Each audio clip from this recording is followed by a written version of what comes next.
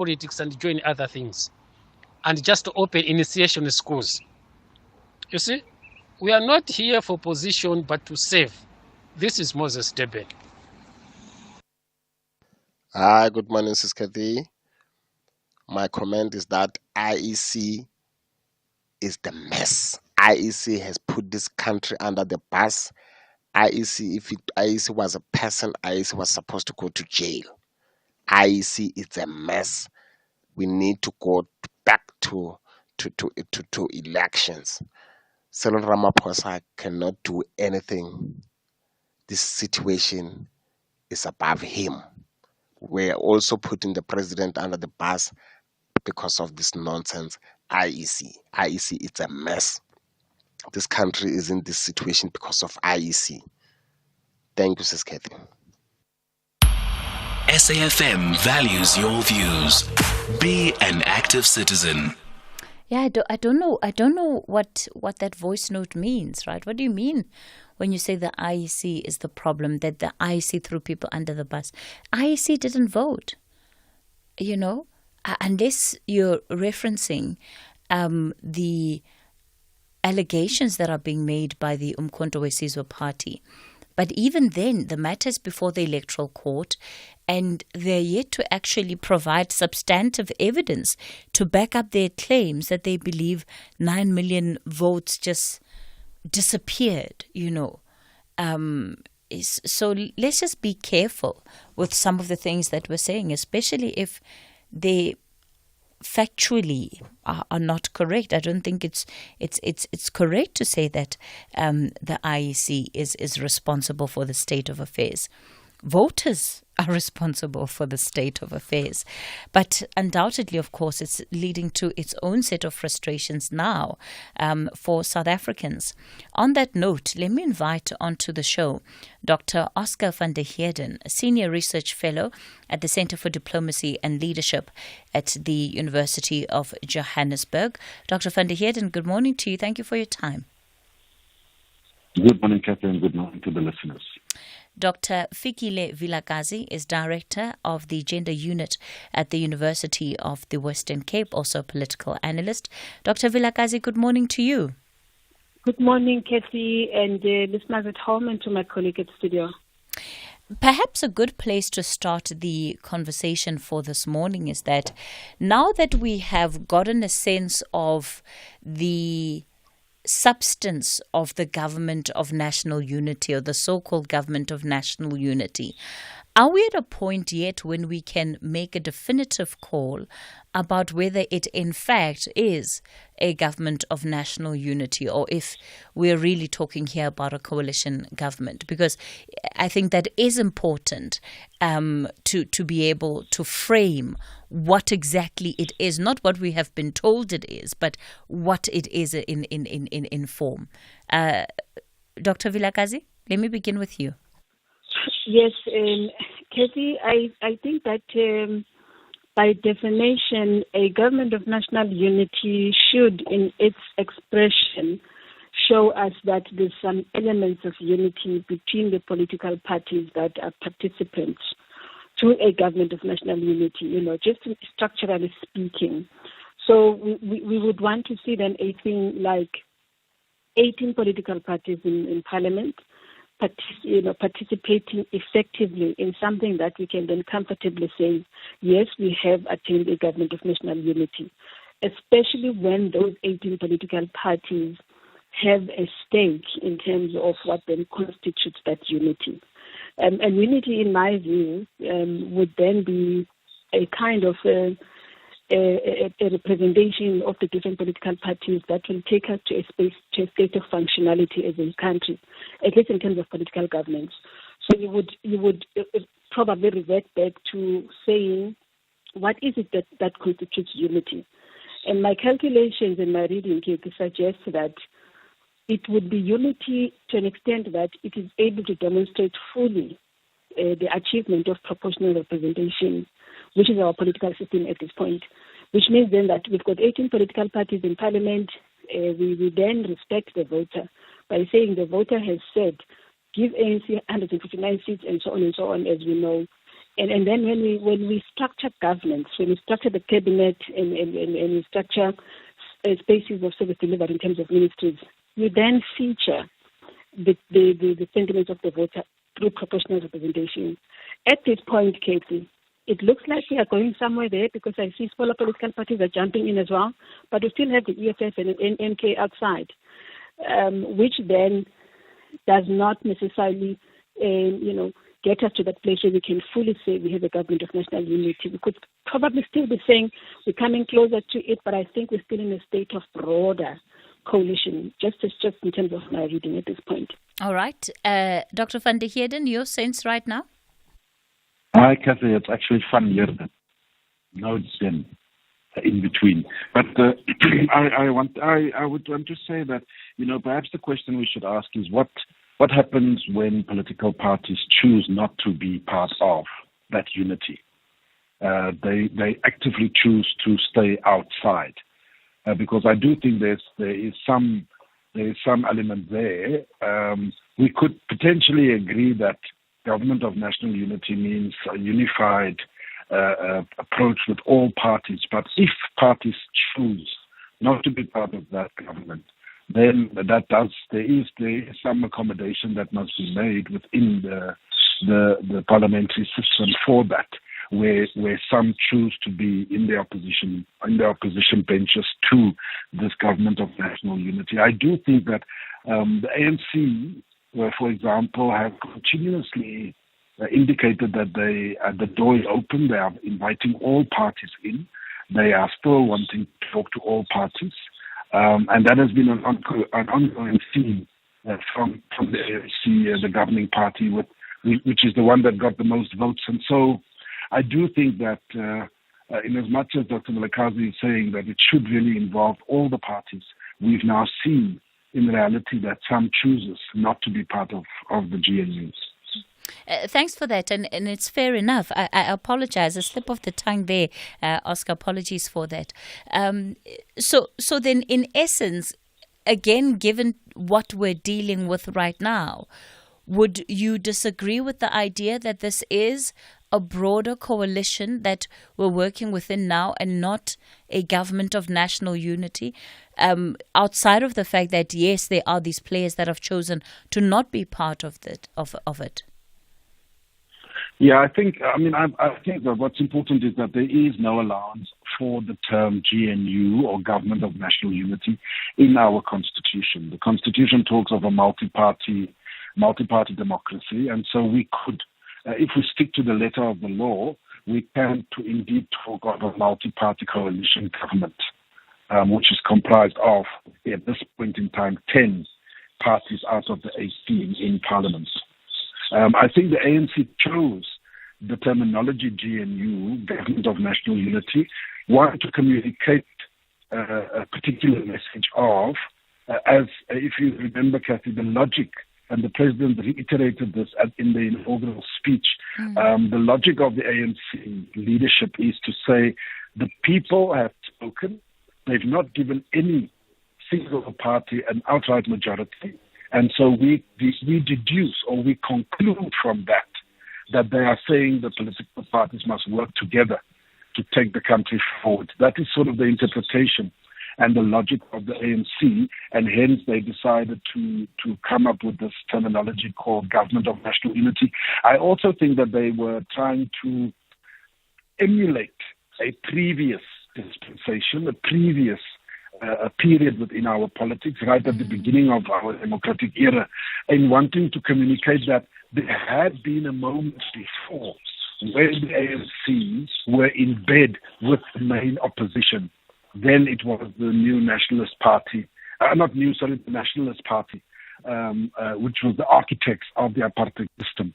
And in a way trying to subtly communicate that we find ourselves in a similar moment, but we can weather the storm just like the ANC did previously. I think there's those sort of nuances that the ANC was potentially wanting to communicate by saying it's a government of national unity. I guess then it would be fair to assume that in the coming week or so, especially after the announcement of the executive, what we call it then, is likely to change?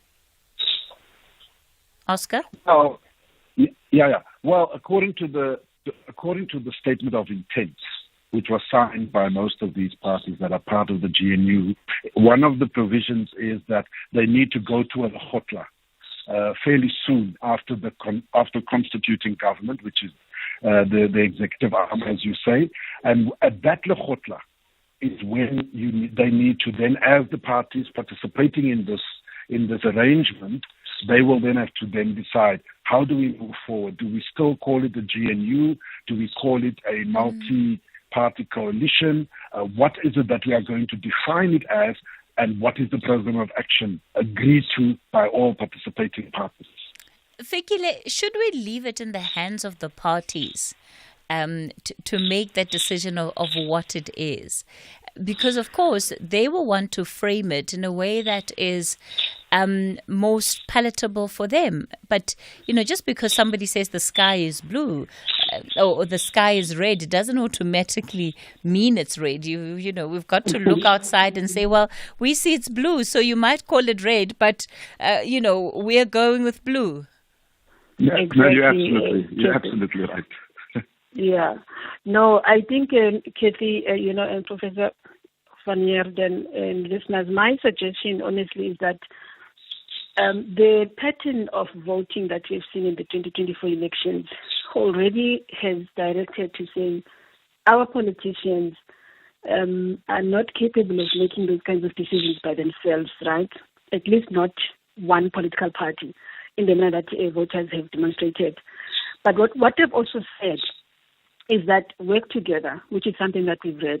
But what they've also again said is that you are no longer going to do this without us, which is why I think the third step is what the politicians are failing to read, which is the step that says how you structure this government at this point, you would need to involve the voter, which is why there's a call to say perhaps a national dialogue is the place to make the final determination to say how do you want to see the government of South Africa being structured. Are we calling it a broader coalition or government of national unity and so on? The fact that the ANC has said GNU, I don't think should be seen as conclusive. It could be a proposal on the table, but maybe there's a third layer that we would like to propose to the system to say, as you constitute, as the president, by virtue of the constitution, has got the prerogative to say, let us then go to a national dialogue, because this process is calling on us to really look into certain things. As a country, we are still going through some kind of change in terms of our electoral system. We are redefining ourselves. Perhaps it is time to also say, this is what we mean when we vote in these ways. And the national dialogue can determine that. And I suspect, when I read the situation, Katie, that when we come out of that national dialogue as a nation, we are not going to come out with a GNU 10 at least. Structurally, we are likely to come up with some kind of a terminology that takes us towards coalitions.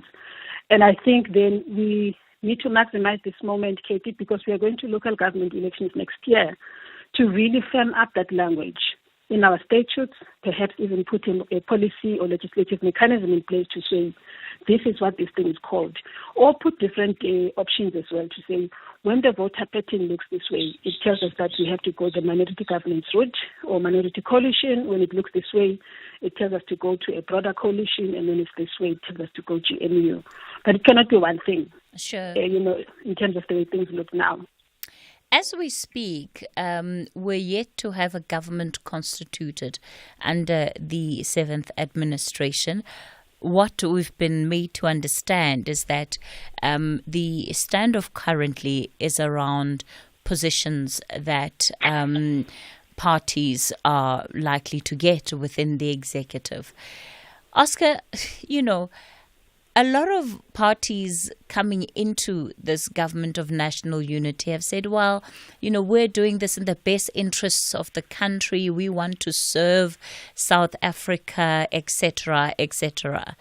But the reality is that at the end of the day, this is politics. It is about power, and it is also about being able to access resources and influence policy, both perhaps taking place simultaneously and not necessarily independently of each other. typically, when it comes to agreements of this nature, what ends up, being thrown out of the window first, and as far as principle, quote unquote, is concerned? Yeah, I think one of the interesting things, Cathy, is that, when I engaged with one of the negotiators from the ANC, who has been part of the negotiations of these various things, including the phrasing of the statement of intent and so forth, one of the things that they reminded me of was that they constantly, as the ANC, was reminding the other parties, negotiators, that we must still continue to operate within the framework of the Constitution as the supreme law. So, and I'll give you an example. When the DA wanted to bring in a point around the devolution of powers to provinces, which we know is very passionate and close to their hearts with regards to them governing the Western Cape, the ANC said, but we can't negotiate on that matter because that is a constitutional matter. And the Constitution has certain provisions and a process that must be followed if you want to indeed amend the Constitution with regards to the devolution of powers. So I think the same applies here, where, yes, there will be consultations, and we are in that period now where if the president decides, because there's two things, it's not so much only about power. I think the negotiations would have started out with the numbers game. The DA would have said we want 10 ministerial positions, and the IFP would have said we want 4, and so on and so forth. And once that had been resolved, that we'll only give you 5 and we'll only give you 3 and so on, then it comes to the specific portfolios about, okay, we want these portfolios. And in that second period of the negotiation, I would imagine the governing party has the opening gambit, as the saying goes on the chessboard.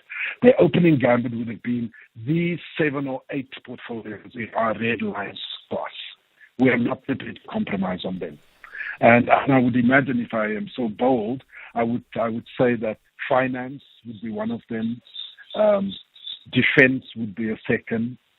Cooperative governance, which is local government, would be a third. Foreign affairs would be a fifth, etc., etc. These would be, we want definitely to have these 7 or 8. Now let's talk about the rest. And I'm not saying that the ANC necessarily succeeded in those red lines, because that is also on the table. So, but my final point, to come back to the constitutionality, is that the Constitution does state clearly that constituting cabinet or the executive branch is the prerogative of the president. In other words, the president can decide 2 deputy presidents or 3 for that matter. He can shrink the cabinet. He can enlarge the cabinet. It is entirely up to his discretion. Okay. I do think that the DA must be aware of that. We are going to have to try and get you back on a different line. Unfortunately, that connection to him not holding up. That is Dr. Oscar van Heerden. We'll continue the conversation with him alongside Dr. Fikile Vilakazi. It's 10:30. Time for your latest news headlines. Thank you very much, Cathy, and a very good morning. With the news headlines, Kemudupi Makhalemele. President Cyril Ramaphosa says the country's hopes are pinned on the success of the Government of National Unity. The African Transformation Movement, ATM, says it does not believe that the shift of several political parties from the Progressive Caucus would cause a depletion in the opposition. And 10 people have died and 24 others seriously injured in a collision between a truck and a taxi on the R42 near Delmas in Mpumalanga. I'll be back with a full news update at 11. Taking a look at your markets this morning, the rand is currently trading at 18 rand 07 to the dollar, 22 rand 88 to the pound, and 19 rand 36 to the euro. Markets in Asia were mainly weaker at the closing bell. The JSE is higher in mid-morning trade. Markets in Europe are green across the board. Gold is trading at $2,329. Platinum, $1,003 per ounce. The price of Brent crude oil is at $85.43 a barrel. The Talking Point with Cathy Mohlahlana. Weekdays, 9 a.m. till midday. You're listening to The Talking Point. We continue the conversation this morning with Dr. Oscar van Heerden and Dr. Fikile Vilakazi. We're taking a look then at the state of play in terms of where these talks around a government of national unity, how far those are, the constitution of an executive, which we're told we can expect in the next couple of days. So, Fikile, Oscar says that before they would have gotten far, they would have had to agree on at least the numbers in terms of what each party can anticipate, right, for their own participation in this framework. Why is it then that political parties sometimes are not honest about that? Why don't they just come out and say, look, we went in, we said we wanted 10 positions and, these are the positions we have in mind. Instead, what we're told is that, this is agreements that are being done in service for the country. Most political parties deny that there are particular positions that they want. Outside of the Patriotic Alliance, that has been clear that they either want Home Affairs or the police ministries, the others say, well, we're not in it for positions.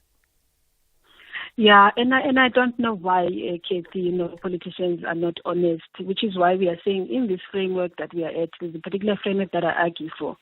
Honesty is the center of it. An ethical negotiation, because when you enter a sphere of political negotiation, we know that positions are not just about positionality, but they're also about service delivery. So politicians would know that I am strong in this particular ministry.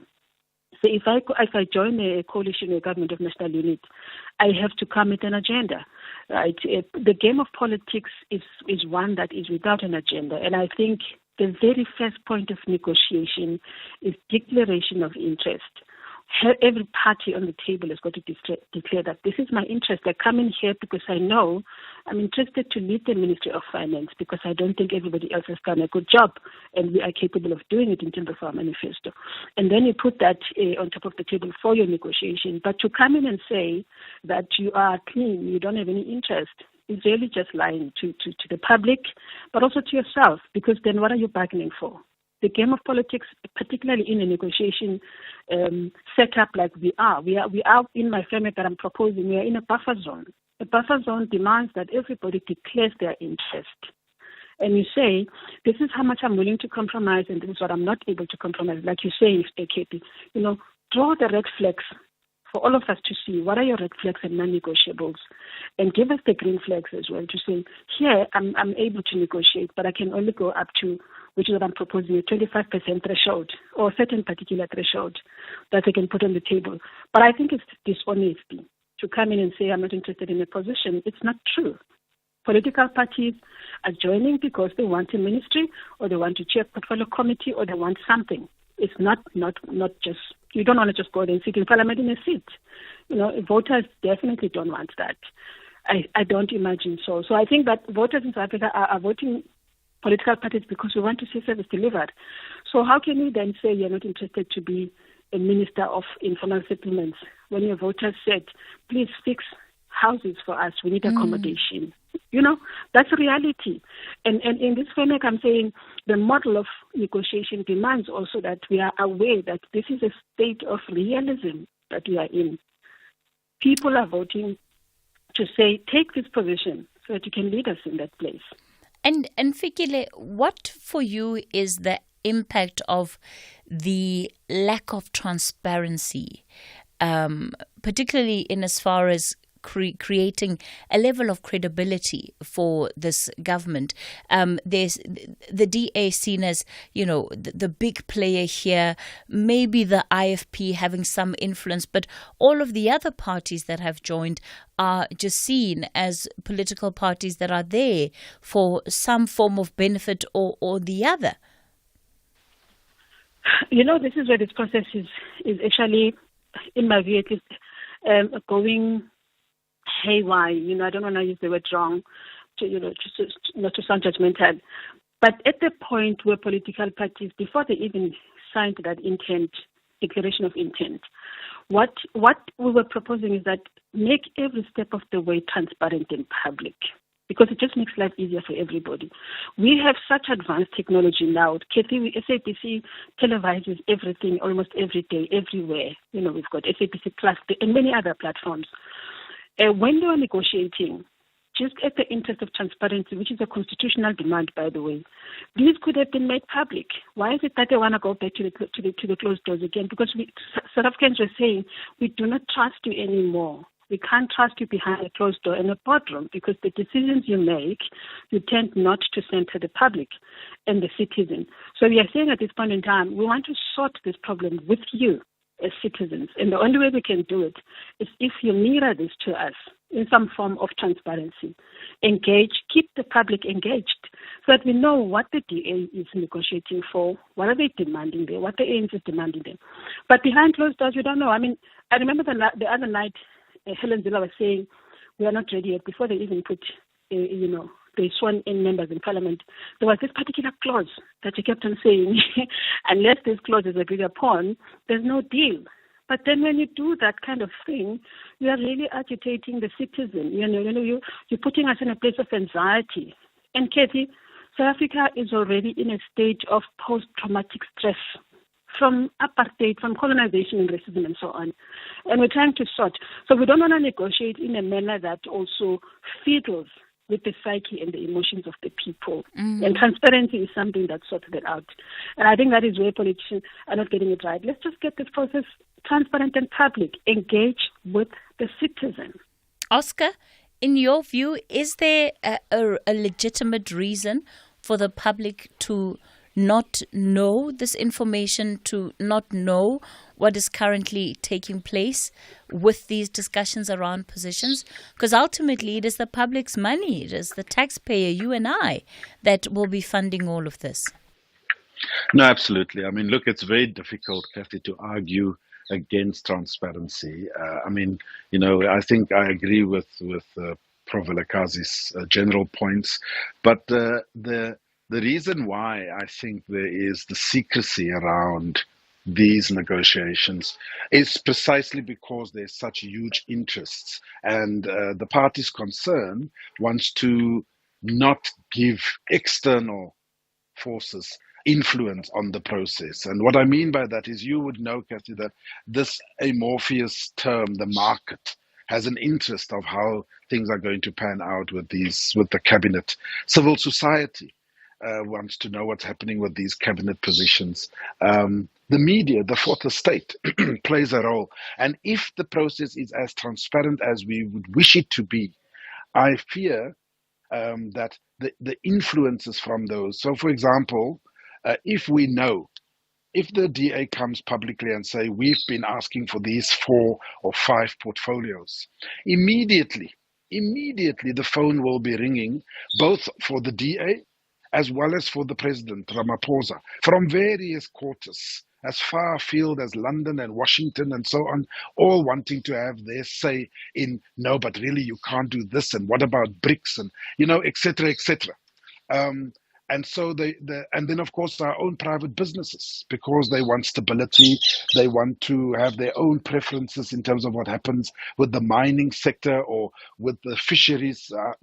There's just so much interest from outside that I suspect that the best way forward, as agreed to by the parties, is to say, let's rather keep this indoors, let's keep it behind closed doors, let us try and battle it out, because if we are as transparent as people would want, then this process would be open to abuse by so many out there.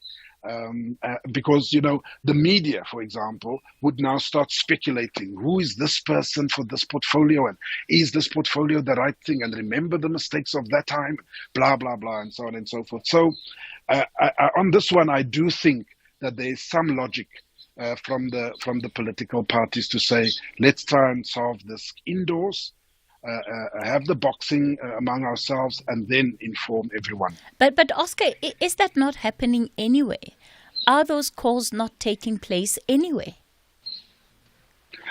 It is probably, I would imagine, Cathy, it is probably, but at this point, at least the political parties and their leaders can step back and say, well, we haven't actually agreed on anything yet. We're still talking. They don't necessarily have to share that information and what's happening in the room with those people. But if it's out there in the public, they then won't be able to deny it. They will then have to say, well, actually, it's true that we are getting stuck on this and that point. I'll give you another example, Cathy. At the first sitting of the National Assembly, Helen Zille, in the middle of all these talks and negotiations, goes to the media and then says, we are disagreeing on 2 words. But she doesn't tell us which is the 2 words. So for the next hour, all the speculation and the talk in the media and everywhere in all circles is, what could the 2 words be?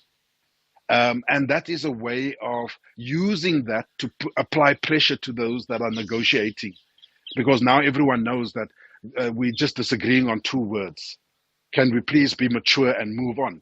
And can you imagine if we start hearing names and portfolios that is potentially happening in these elections, we'll have a frenzy.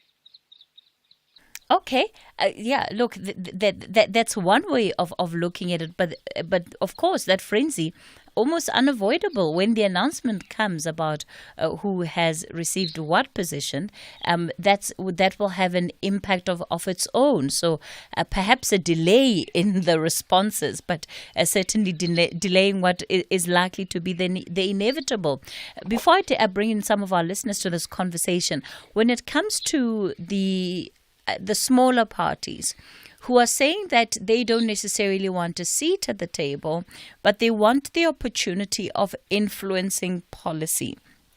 Realistically, Fikile, how can these parties influence policy? Or is it largely in the context of this lekgotla that will be held that will then determine what the key priorities for this government will be, perhaps that is all-encompassing and not necessarily based on what these parties have promised voters in their manifestos?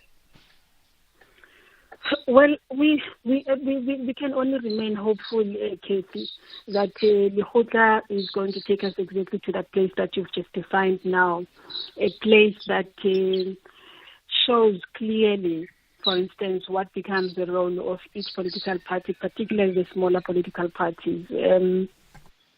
Again, I think some of them are saying, like Razin Zanki, for instance, I was talking to them during the elections as we were there at the election point. And one of the things they were saying is that all what we wanted in this election is just to be seen that we are here. And if you get a seat, it's a bonus, right? But now they actually have a seat and more than one seat, and they are able to influence policy. So they ask us to say, if there's a vote extra that is needed elsewhere, we will click that button. So it seems like that is the only position that they are looking for. Perhaps lekgotla can then clarify that. But I suppose the Africans are saying, the voters of, I'm making an example with Rice and Zanki, they may be saying, guys, take that particular role, chair a portfolio committee on home affairs. Maybe you can help us to clean up the problems around who comes in and out of the country and how we make those decisions to give documentation and so on, And Vice may say, no, I don't want to take that role. I just want to click the button to support someone who takes that role. So lekgotla can only tell us those things. But again, Cathy, I don't know if this lekgotla can be open. I'm such a transparency fanatic, Dr. Van Heerden. I don't know. I just think like you cannot be a democracy and be occupied by fear of exposure. You know what I mean? I think citizens have a right to know.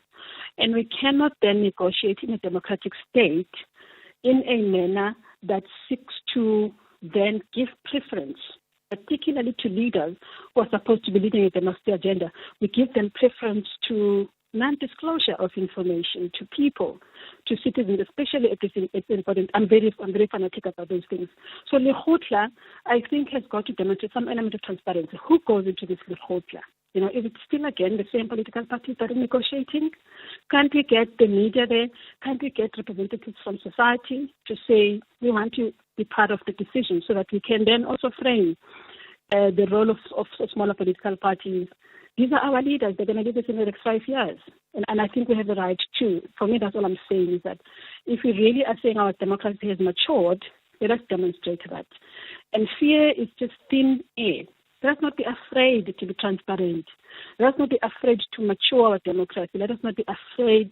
Let us not be, I don't know what the word is. I think this paranoia of the right to know, it's something we should immediately do away with. And this is how governments actually tend to go down into status dictatorship, because they constantly are afraid to say, if people know this is what is going to happen, people have to know. These things are happening anyway. All right. Oscar, do you want to respond to that before I go to our phone lines? Just one point I wanted to make is that when you talk of influencing of policy, we do need to see the link for especially with negotiations around cabinet. There's definitely going to be a link between cabinet and portfolio committees in parliament. That often is the nexus. So you know, a Songezo Zibi, for example, might not be interested in a cabinet post or a deputy ministerial post, but certainly if he wants to influence policy, he might want to insist that the Rise Mzansi Party is the chairperson of XYZ portfolio committee, because that also yields enormous influence in terms of policy direction and so forth. So you might not be, you know, Gayton McKenzie might be the Minister of Police, but the chairperson of the security cluster portfolio in Parliament will be able to call him to Parliament and hold him to account around certain policy imperatives and so forth. So there is that nexus between cabinet and portfolio committees. Yeah, and I think it's an important one to raise. And it takes us back to the aspect of negotiations. What was it? The supply and demand model that they were working on potentially with the Democratic Alliance. Michaels, you're calling us from Gqeberha. Good morning. Morning, Katie, and your guest there. Look, a bicycle is a bicycle, right? You can't call a bicycle a car or an aeroplane. And I think you, the media, from the beginning, right, you were beating this drum called Government of National Unity instead of actually questioning it, that is this a Government of National Unity? Because it's not. If you listen to Tito Mboweni last night, I think, on SABC, he gave the most objective analysis that this is not a government of national unity. This is a coalition of parties, which is the correct term that the media should have used from day one. That's one aspect. The second aspect I wanted to speak about is this. Clement Mayentela done a brilliant job on his show. And Madam Helen Zille, regardless of what you want to see about her, she represents her constituency very, very, very, very well. She made sure that the interest of her constituency is not trampled on or trampled with.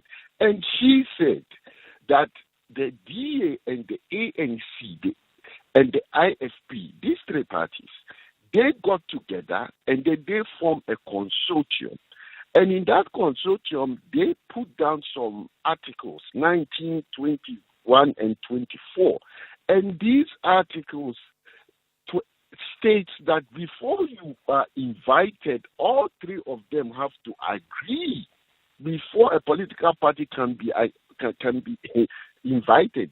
And she said, I never invited the PA, and I'm going to take it up to Fikile. How come the PA is not part of it? So even before a political party joins, you're going to have to, the DA has to consent to it before you join, right? That's the second one. Now, the third one is this. Regardless of what conversations we want to have on the media and blah, blah, I can tell you the real conversations are being had somewhere. And it's going to be about the interest of constituencies. And Helen Zille is a woman who will make sure, or the TA will make sure, that their constituency is represented for their interest. Yeah. And I can tell you this for free. The Ministry of Finance, Ministry of Land and Agriculture trade and industry, international relations. I can tell you these 4 will go to the DA. Thank you. Well, Michaels, I don't know if they'll all go to the DA, but absolutely, I can't disagree with you when it comes to the issue of interest and the way in which political parties will protect the interests of their constituencies. The issue of the interpretation of what is in the government of the statement of intent, that all seems to be water under the bridge now, given where we are with the conversations around constituting a cabinet and the fact that the alliance has of course grown. You've got 7 new parties that have joined the GNU. So it does seem that there was some kind of consensus around what exactly that statement of intent represented or meant. Sammy, you're in Pretoria. Good morning. Good morning, Cathy. I say there shouldn't be any. The public shouldn't be allowed into seeing what exactly is going on behind this negotiation. Why not, Sammy? You don't want to know? Even if I know, what difference would that make? I've got no control over what's happening. And let's face it, Katie, this is South Africa. We've got a lot of political rotates. Next thing is being negotiated. It's been reported in the media that this is the stage that the negotiations are going into. This is what they are saying. Someone goes into social media who's influential. They say whatever it is that they want to say. Or somebody in the media reports something. Then the next thing, we're taken back to the riots that we had in 2021. I'm not just imagining things. This is South Africa. We know what type of a country that we're living in.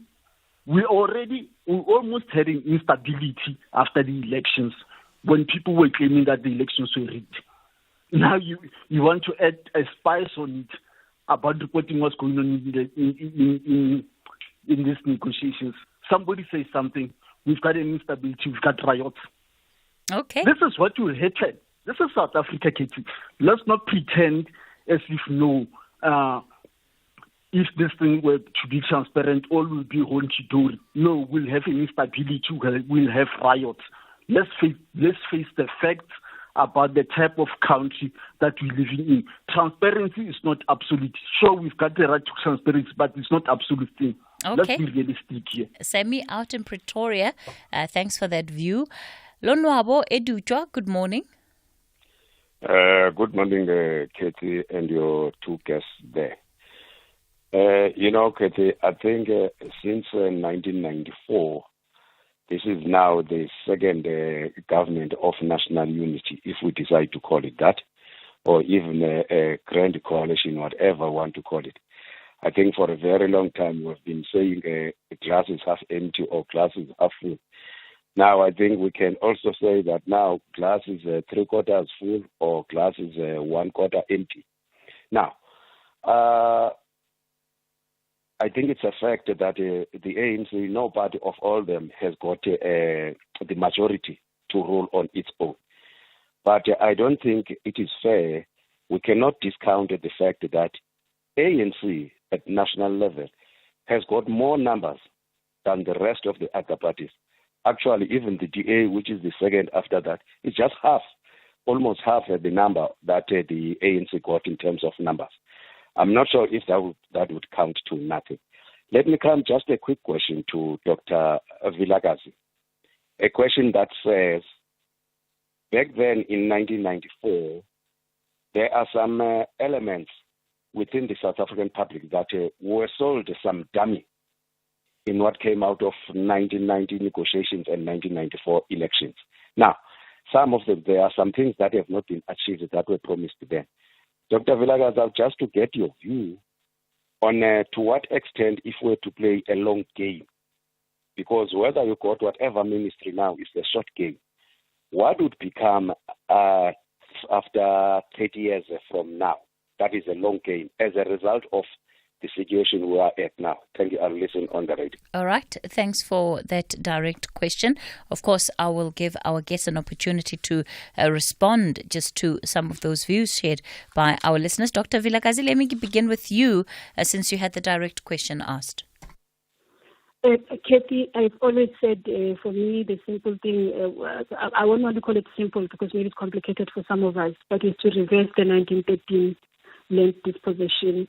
And always when I calculate it, it's really a simple equation. There was dispossession by theft, and we just need to amend legislation to make sure that there's return of what was dispossessed. And of course, a lot of things have happened over time since 1913. We just really then have to operate from the principle of Ubuntu to say when you regain that which was stolen from you, what do you then do to somebody that has stolen from you? Ubuntu tells us that even when the visitors came at that time and they saw our land, we said we can live together, we can share, but we didn't say take all of it. Perhaps we can then go back there to say, we are not necessarily then saying go away, but the returning and the organizing of the land says, if you build properties in the land that you've stolen, we can talk about how to then, reinvest you for the money you've used, and maybe you can build elsewhere, we can still allocate land for you and so on. But for me, that is a simple thing. I think in the next 30 years, I see us having to do that work and achieving that work. And it can be done non-violently. It's just at the place of the heart. This is a revolution of love and healing and honesty. And I think we just need to have that honest conversation as a nation. Okay. Oscar?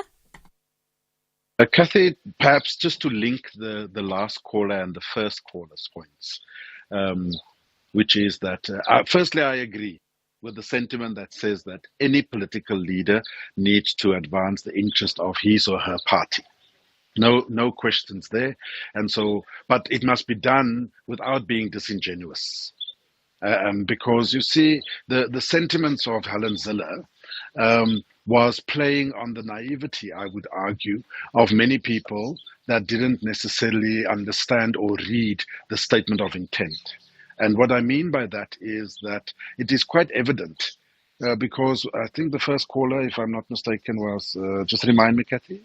Michaels in Michaels, yes. Michaels is playing with a bit of semantics and words because it is not true that the ANC, the DA, and the IFP came together and just decided to form a coalition. The party with the majority mandate, which was the ANC with 40%, everyone was waiting to see what is the governing party going to do, who received the majority vote.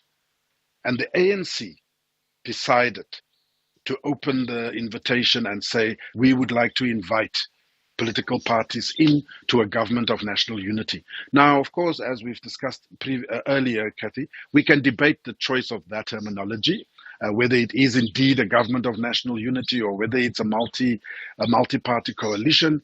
That's a debate that will be with us for a long time. But it is important to note when the chief whip, Mdonseni, from the ANC say they are the leader of this government, of this option. Let's call it an option. They are the leader of this option because they took the decision to invite parties in. So it's not true, the sentiment that says that the three parties somehow woke up one morning and decided, let's form a government of national unity.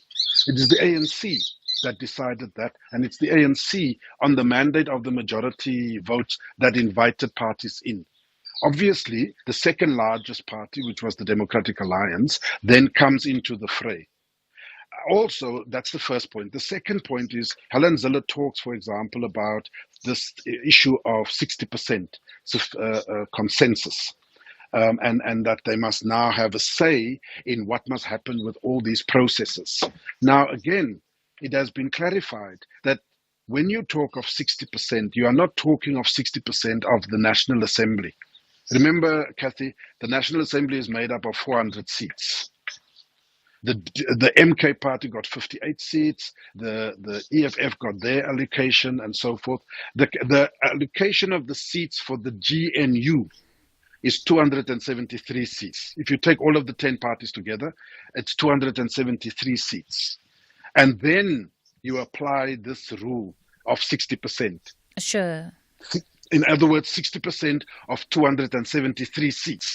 Because you can't now want to claim those seats of people that are not part of your agreement. And when you then break it down, it becomes a whole different equation because 158 seats of the 273 of the ANC gives the ANC 58%. In other words, if it agrees with a smaller party, like, for example, the PA, they've got the it numbers. Can get it. They've got the 60% that makes it a sufficient consensus. So Helen Zille was also playing with words to try and strengthen her position. But it's for them to hammer it out behind closed doors. Right. I think it was quite good that Fikile didn't immediately respond to that because these are sensitive times. And just to again come to caller number 2 point. Oscar, apologies. We are completely out of time. It's time for me to take the latest news update. Sorry to cut you off there.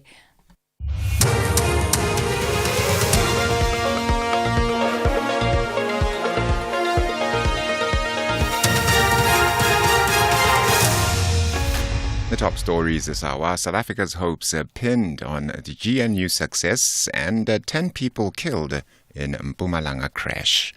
A very good morning. President Cyril Ramaphosa says the country's hopes are pinned on the success of the GNU. In his weekly letter to the nation, the president says the commitment by political parties to work together has generated a great deal of goodwill that should not be squandered. He says the success of the GNU will be measured by the extent to which the parties are prepared to focus not on who will govern, but on how the country will be governed. Busi Chimombe reports. The president says he's encouraged by the fact that there's broad consensus amongst the parties on the priorities of the incoming administration. He says this gives hope that the GNU will indeed take the country forward. Ramaphosa says emanating from the priorities outlined in the Statement of Intent, the parties will further refine the GNU's program. He says they need to demonstrate that they have a clear, coherent and sustainable program, and their collaboration is genuine. Busi Chimombe, SABC News. The African Transformation Movement, ATM, says it does not believe that the shift of several political parties from the Progressive Caucus would cause a depletion in the opposition. This after the UDM, Rise Mzansi and Al-Jamaa abandoned the Progressive Caucus to join the Government of National Unity. The ATM says the formation of the caucus was initially influenced by the ANC's decision to engage two parties, which it defined as a coalition government, and not because they were against the GNU. Party spokesperson Zaman Jona says he hopes that members who have left will still carry the ideologies that they had in the caucus. We are not an anti-government of national unity because the people of this country have been clear on the matter that we want a participation because we do not trust that one political party can lead this country anymore. But this is why we do not have a problem when parties join because we were never anti. 10 people have died and 24 others seriously injured in a collision between a truck and a taxi on the R42 near Delmas in Mpumalanga. Community safety spokesperson Mueti Musi says 8 of the deceased were occupants in the taxi, while 2 were in the truck. Reports indicate that the minibus taxi was initially moving on the N12 road from Johannesburg and it went back into R40. The driver was allegedly going back to N12 from R42 when the crash happened. The taxi was moving towards Emalahleni while the bus truck was headed to Bronkhorstspruit. The taxi was also pulling a trailer. It is not known at this stage what caused the crash. Northwest Agriculture has refuted allegations of the expulsions of some students at the Potchefstroom College of Agriculture. According to the department, some students residing in the college residences were notified about the need to evacuate their rooms by the end of the first semester to accommodate off-campus final year students to attend short lectures as part of their work-integrated learning program. It says, however, that some students did not comply and instead resorted to protests after receiving the evacuation notices. Department spokesperson Emelda Setlako says, due to the intensity of the protests and the burning of some college property, a decision was made to evict all the students who refused to vacate their rooms and threatened the college management. The policy states that no students are allowed in any of the student residences during the recess except the students who are on the work integrated program. The same policy further states that the students staying in the college residence should be notified 2 weeks before the evacuation. And in this case, the students were notified well in advance. And a maximum security prison in Quebec in eastern Canada has been evacuated because of wildfires. The order of the evacuation of its 225 inmates was given on Friday, and the inmates were moved to other secure prisons. The BBC's Elsa Orkney reports.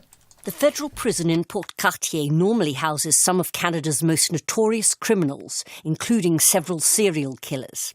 In a statement, the Prison Services Commissioner, Anne Kelly, said the prison was closed and its inmates were successfully moved to other secure prisons without giving details. It's not clear when the jail will be reopened.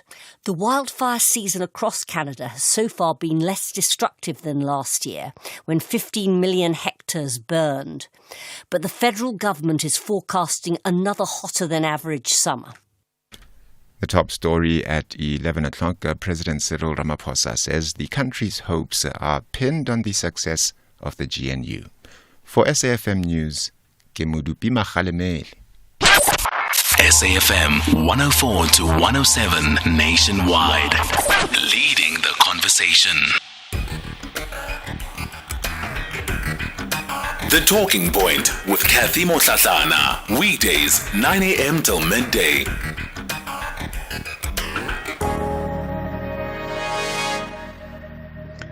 Hi, Cathy. This is KM. Yes, ANC has higher numbers than others, but it didn't win the elections.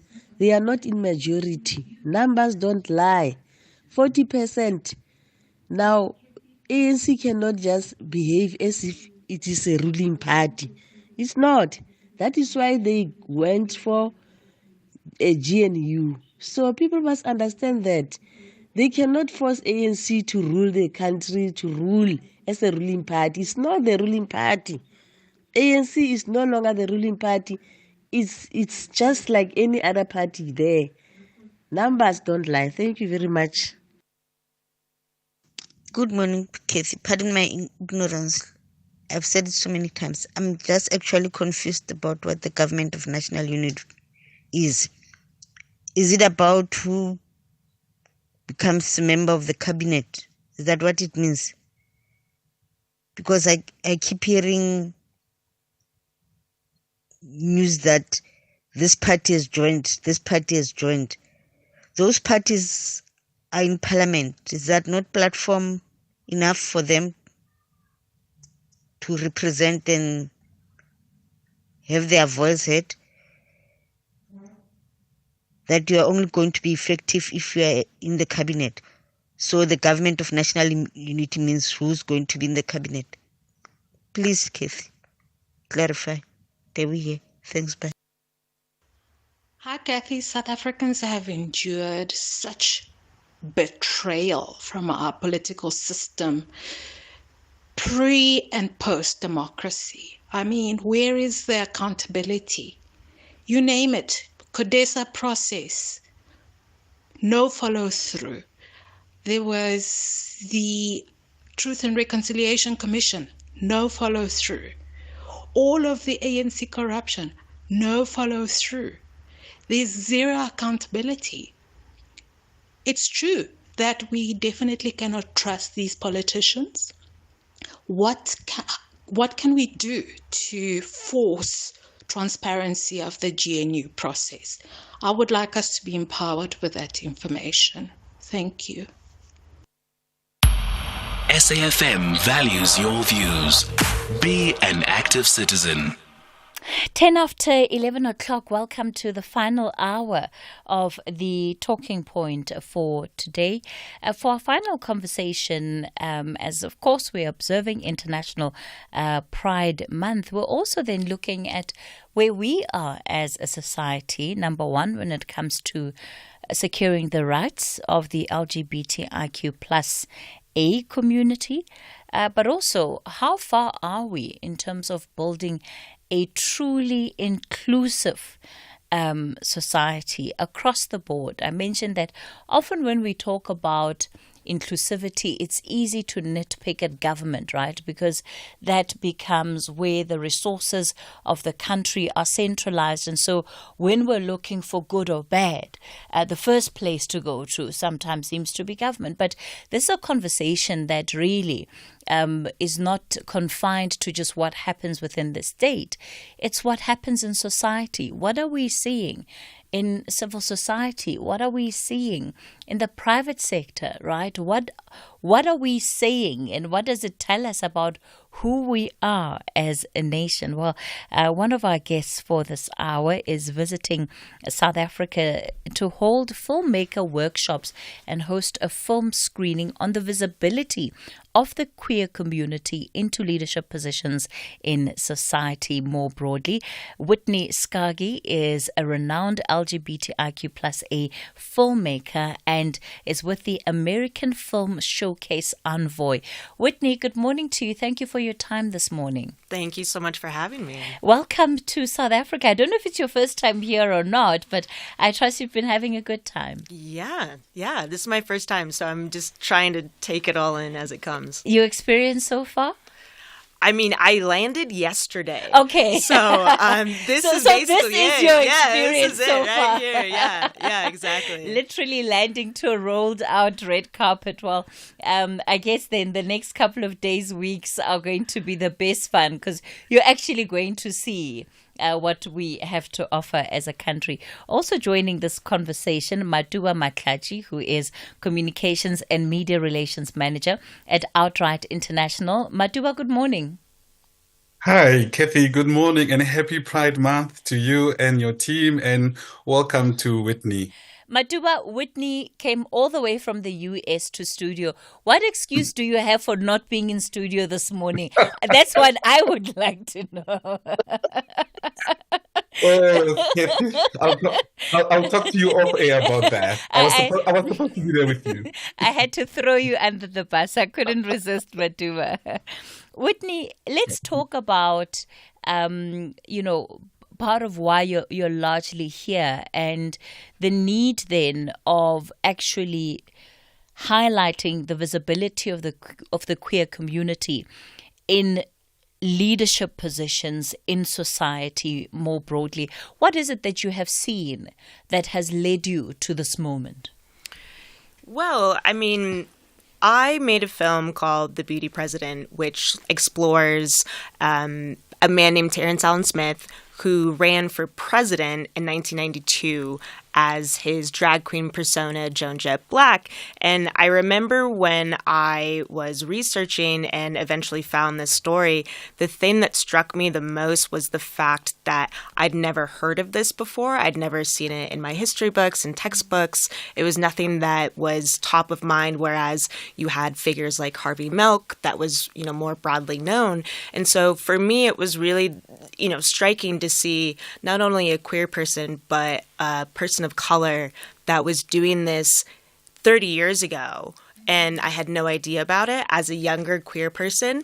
I think when we think of leadership and when we think of visibility, there's also this bridge that can be created between the younger generations and the older generations. So therefore, the community can be stronger, but we cannot be stronger if we don't have our own history, and we can't be strong if we don't know where we come from. So it all kind of blends together for me. Maduba, if we're to bring what Whitney is saying and perhaps take a look at it through a more localized lens in terms of what happens in South Africa, what would you say your own observations have been around this conversation and whether we are seeing that visibility in leadership positions? Yeah, thank you so much, Cathy. And I just want to take where Whitney left off. And the theme there for me is visibility. And I watched the trailer of the film, and where Joan says something like, I may have made a small dent in history. And look at us now having this huge conversation and what is happening in South Africa. And it's so I'm trying to say it's not a small dent in history. So the significance of visibility, Cathy, for the queer community, and I'll use queer as an umbrella term for LGBTIQ. It's an important part of securing queer people's rights during this month. Pride events and other visibility initiatives also play a crucial role in affirming the existence of us as queer people. And we use this time to also demand recognition and protection of our rights and celebrating progress. And that progress here in South Africa brought us to your show to celebrate people like Steve Mapaseka-Litsike, who was sworn in as an ANC member of parliament. And in KwaZulu-Natal, we saw Martin Meyer, who is an openly queer man who is now, on the provincial executive council. And sure, we may have had people who are queer in parliament, but they're maybe not open, and it's not our job to drag them out of their closet. But this kind of visibility helps increase, the recognition and acceptance of queer people, and it rooting our existence rather more deeply in the fabric of this country, because when the Constitution was promulgated in 1996, there wasn't work done, Cathy, to sensitize our communities to queer people. And that's why we are still reeling from the violent hate crimes that claimed the lives of people like, Sizakele Sikasa and Salome Masua in 2007, and many others. And one of the most recent stories is about Sibusiso Mbata, who died by suicide because a teacher at the school he went to humiliated this young man because of the way he presented himself as a queer child. And on this very issue, Cathy, Sibusiso Mbata's story, I'd like to highlight that in the reporting of this story, there wasn't a single story that referred to the progressive policies that we actually have here in South Africa, nationally and provincially, to give recourse to Sibusiso Mbata and many others who fell victim to discrimination. And those policies, I'm talking about how South Africa has intensified its commitment to realization of human rights, including those of us as queer people, by setting up a range of protective school policies at the national and provincial level. And I'm thinking to myself, if Sibusiso knew that there were these policies, that important policies that were aiming to safeguard his rights and well-being, he may have still been alive. And unfortunately, that's the case. And we use this time and your platform to amplify these policies and the recourse that we have as queer people in a very progressive country like South Africa. There are a couple of things I want to touch on based on what the both of you have said. Whitney, queer people exist in all societies. Maduba began with the example of politics, right? And how within the political framework, he mentioned 3 people out of a parliament of 400, provincial executive of, many other seats as well. The point is that we know that queer people exist in society. What then happens when it comes to the political framework, even the business framework that somehow leads to these individuals being unseen? Is it a case of discrimination where people are not allowed to actually get to the top? Or is it a case of then needing to remain in the closet, as Matu was referencing there, because these are also spaces that we know are highly patriarchal, with entrenched structural violence, especially when it comes to issues of gender and sexuality?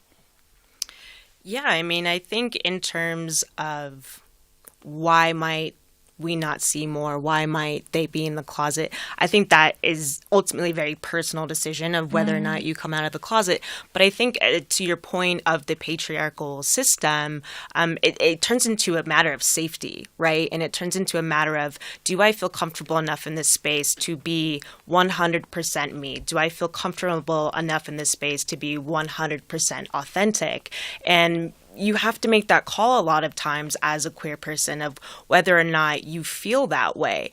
And, so I think in terms of representation in politics, those who are 100% authentic, they are literally putting their bodies on the line, and they are literally coming forward in a way that puts their own life at risk in order to benefit a broader community. And I think that's really special in terms of, communities that are not represented in politics coming together as one to move towards a collective liberation, right? And I think that it can be challenging to be the one person that is doing that. And then I guess to the other part of your question about, just other parts of society and business and all of that, I think, for me as a filmmaker, I have to constantly, try to get people being, executives or, people in Hollywood to understand that not only are queer people, in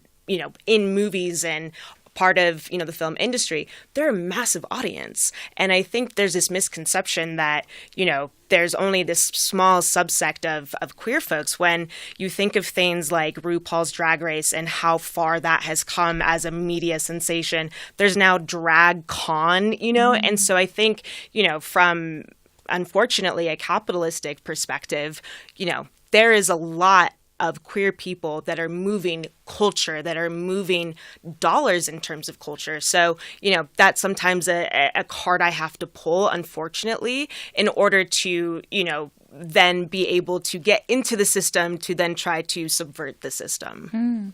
We're going to continue this conversation in a moment. Whitney Skagi and Maduba Matlaji are guests for this hour. All of that continuing after this break. In the city of Maiduguri in northeast Nigeria, Stacey Dooley meets Falmata, kidnapped by Boko Haram at age 13, forced to marry 3 times, and finally strapped to a suicide belt and sent out on a bombing mission. Astonishingly, Falmata managed to escape to tell her painful story. Tune into Nigeria's Female Suicide Bombers, Thursday the 27th of June at 9 p.m. Then, stay tuned for Louis Theroux Life on the Edge at 10 p.m. as Louis reflects on the criminal justice system in the USA, which has more prisoners than any country in the world. Channel your inner curiosity with BBC Primetime documentaries. Thursdays from 9 till 11 p.m. only on S3. Open up. Are you ready to buy or build your first home or buy a stand anywhere in South Africa? If you are a South African citizen, you and your spouse have never benefited from a government housing subsidy program, and your household income is between 3,501 and 22,000 Rand per month, your dream can be realized by applying for a First Home Finance subsidy. To apply, just log into the First Home Finance application online portal at firsthomefinance.co.za or call a call center agent on 010-085-2199 to assist you for free with completing your First Home Finance online application. Beware, applying for First Home Finance subsidy is free. Do not pay anyone when applying for the subsidy. The NHFC is an agency of the National Department of Human Settlements. SAFM Youth Month Takeover. SAFM invites young people between the ages of 18 to 35 to take over the airwaves this Youth Month. All you have to do is send a WhatsApp voice note or text message to 061 410 4107 or email info@safm.co.za. Tell us which show you'd like to co-host and what the 2 compelling issues facing our 30 years of democracy are, and we could be calling you. Terms and conditions apply. Are you shopping around for the best car insurance deal on the market? 46-year-old Zanele got a great deal on her car insurance when she called Outsurance. She now pays only 1,313 to insure her white 2023 Audi Q2 1.4T FSI S-Line S-Tronic. Get an Outsurance quote and see if you could save. SMS out to 30754 now. That's out to 30754. Outsurance is a licensed insurer and FSP. T's and C's online. The Talking Point with Cathy Mohlahlana. Weekdays, 9 a.m. till midday. We continue the conversation on the talking point. We're talking about the visibility of the queer community, particularly in leadership positions in society. Whitney Skagi is a renowned LGBTIQ plus filmmaker. Maduba Matlaji, Communications and Media Relations Manager at Outright International. Whitney, when it comes then to matters of discrimination and how you use the film industry to specifically try and deal with that, what have you found works? In a moment, I'll bring in Maduba to talk about what the South African experience has been when it comes to films that have deliberately pushed, the boundaries in terms of how they depict, different individuals in the film industry. And unfortunately, by and large, the reactions have not been good. So internationally, what do you think has worked? I mean, I think, the word for me is always authenticity. I think, people want to connect with each other. And I think ultimately, if you can feel another person's energy through the screen and you can feel the shared humanity, hopefully that can help broaden someone's perspective, right? I think as a filmmaker, for me, it is very easy to preach to the choir, and talk to people that already agree with you. But I think to your point, the real value of seeing a story on screen that does not directly relate to how you grew up or directly relate to what you look like or directly relate to how you express yourself, it broadens your perspective. I grew up in a very rural part of the United States, and growing up as a queer youth, I had nothing to look to. And so unfortunately, I really thought there was something really wrong with me. I felt very isolated. And then, slowly but surely, I started seeing, little characters on TV. You see, a little commercial where they're starting to integrate this type of, more diversity. And I think it's just, for me, it's just not censoring anything. And I think not trying to mold anything for a specific audience and just being as authentic to the actual story as possible. And then you go from there. I mean, you really, unfortunately, you can't control everything as a filmmaker as much as we'd like to. That's not something you get to do. But I think if you can come into it with the perspective of let's try, I think that ultimately gives you a little bit more of a boost. As a filmmaker, do you think about whether your projected audience is ready for what you're producing? And to what extent does an audience need to be ready? What does ready even mean, right? Yeah, I mean, it's super interesting. I once got a note from a fellow filmmaker, and it essentially was, how do you want the audience to come into the film, and how do you want them to come out of the film? And what's the journey you want them to go on? And, some filmmakers want to push an audience. Some filmmakers, like myself, I want to bring an audience in. So I try to find as much of a common baseline as I can, whether that's, we all love music. And so, have a little anecdote about the first time this character, heard their favorite artist that then transcended their life. So trying to find commonalities, I think, is something that is really part of my filmmaking.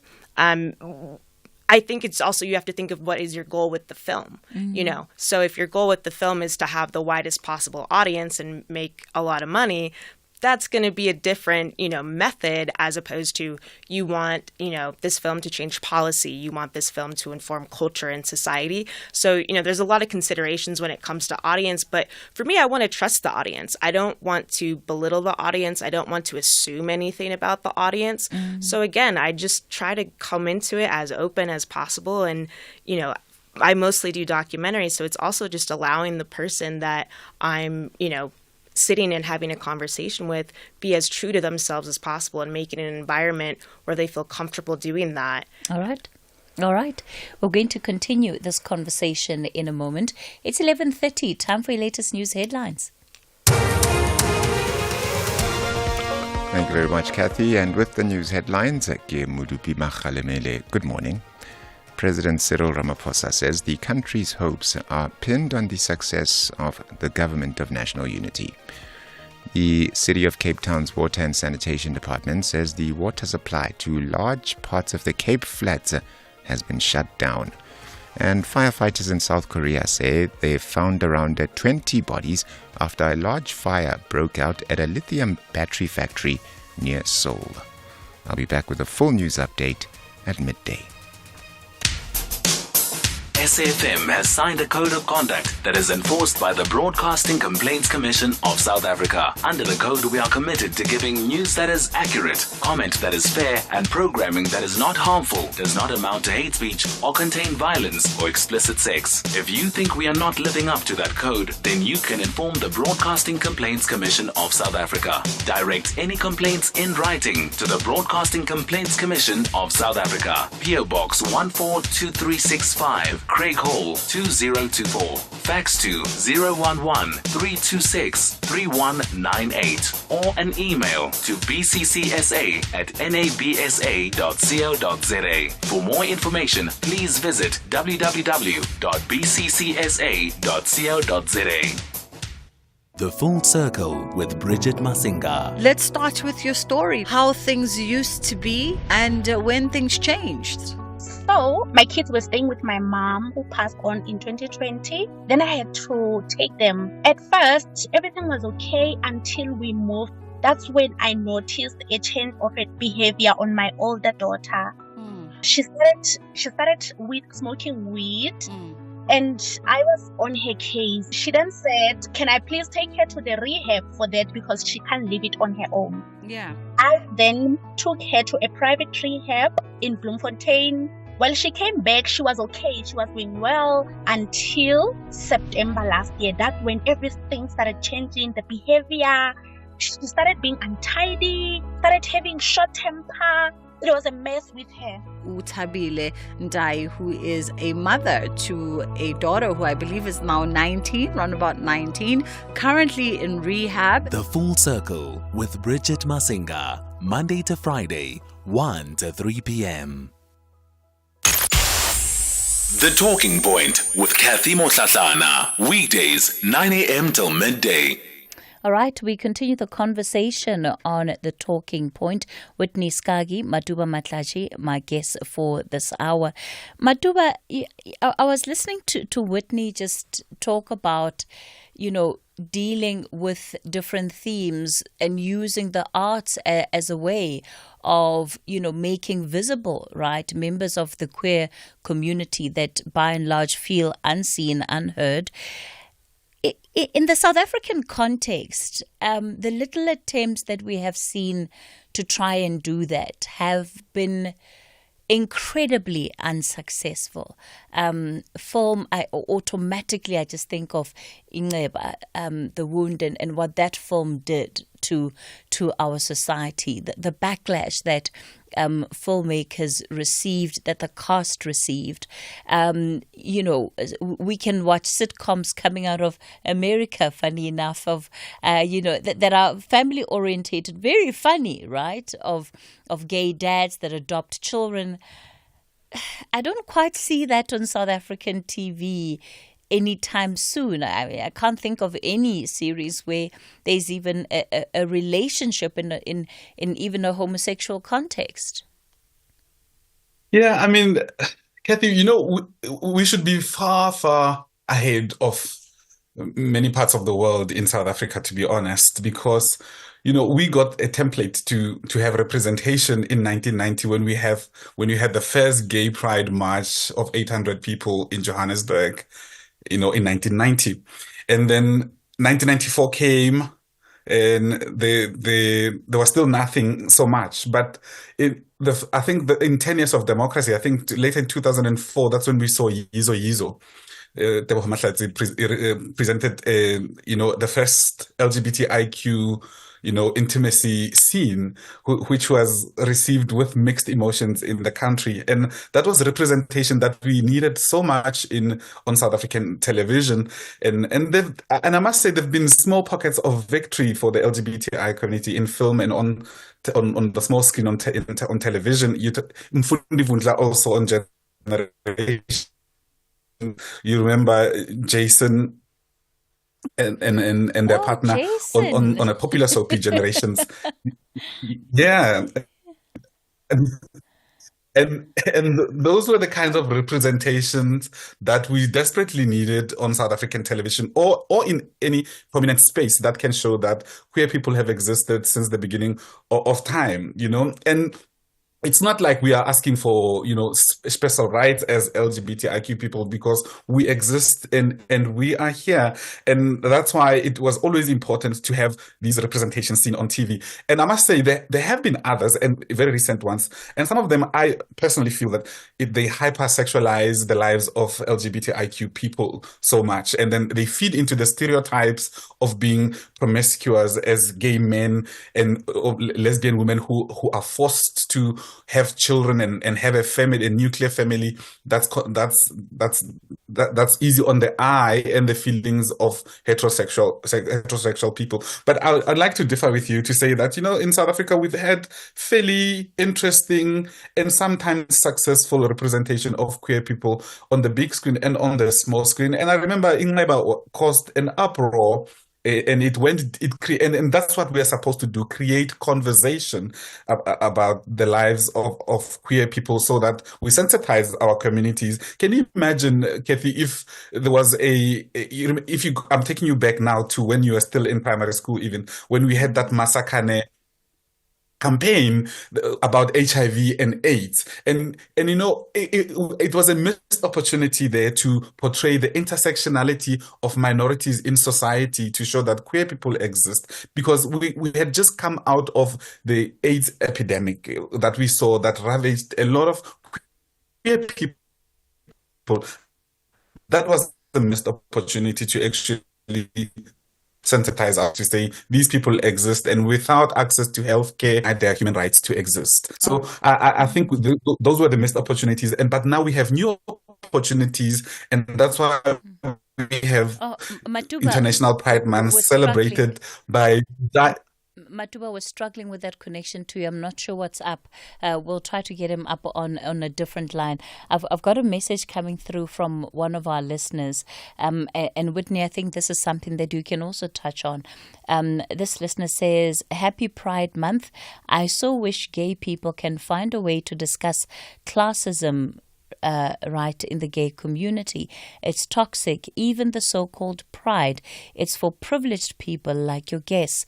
People who are facing real discrimination are neglected by this community.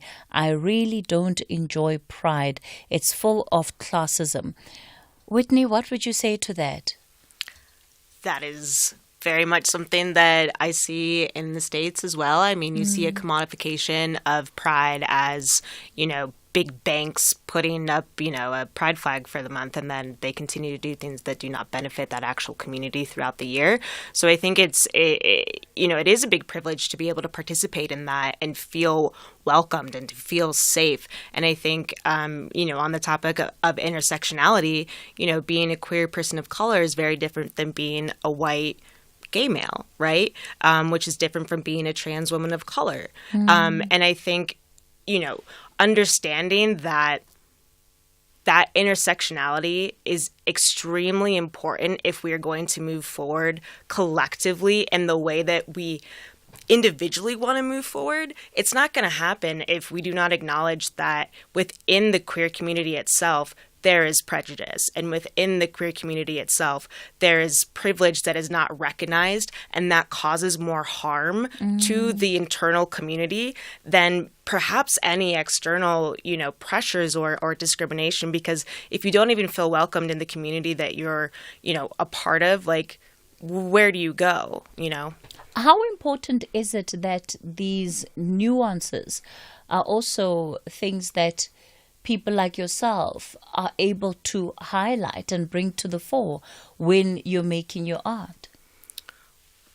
Well, I think there's several ways that I at least try to do that. I think one being in the actual making of the film. Who is on set? Who are you hiring? Who specifically with documentary filmmaking, there's a huge problem in terms of this concept called parachute filmmaking, which is essentially when someone comes in that is not from that community, they take the story and then they don't do anything else to help that community. So, a good context of that would be, white favoritism, when it comes to filmmaking. And so I think it's really important to understand why you're making the film. Who are you to be telling that story in the first place? Do you have enough context? Do you have enough experience? Do you have enough nuance to be able to tell the story in an authentic way that's not going to cause more harm? And so I think, understanding the filmmaking team that is coming together to make that film has so much implications into what that film is actually going to be.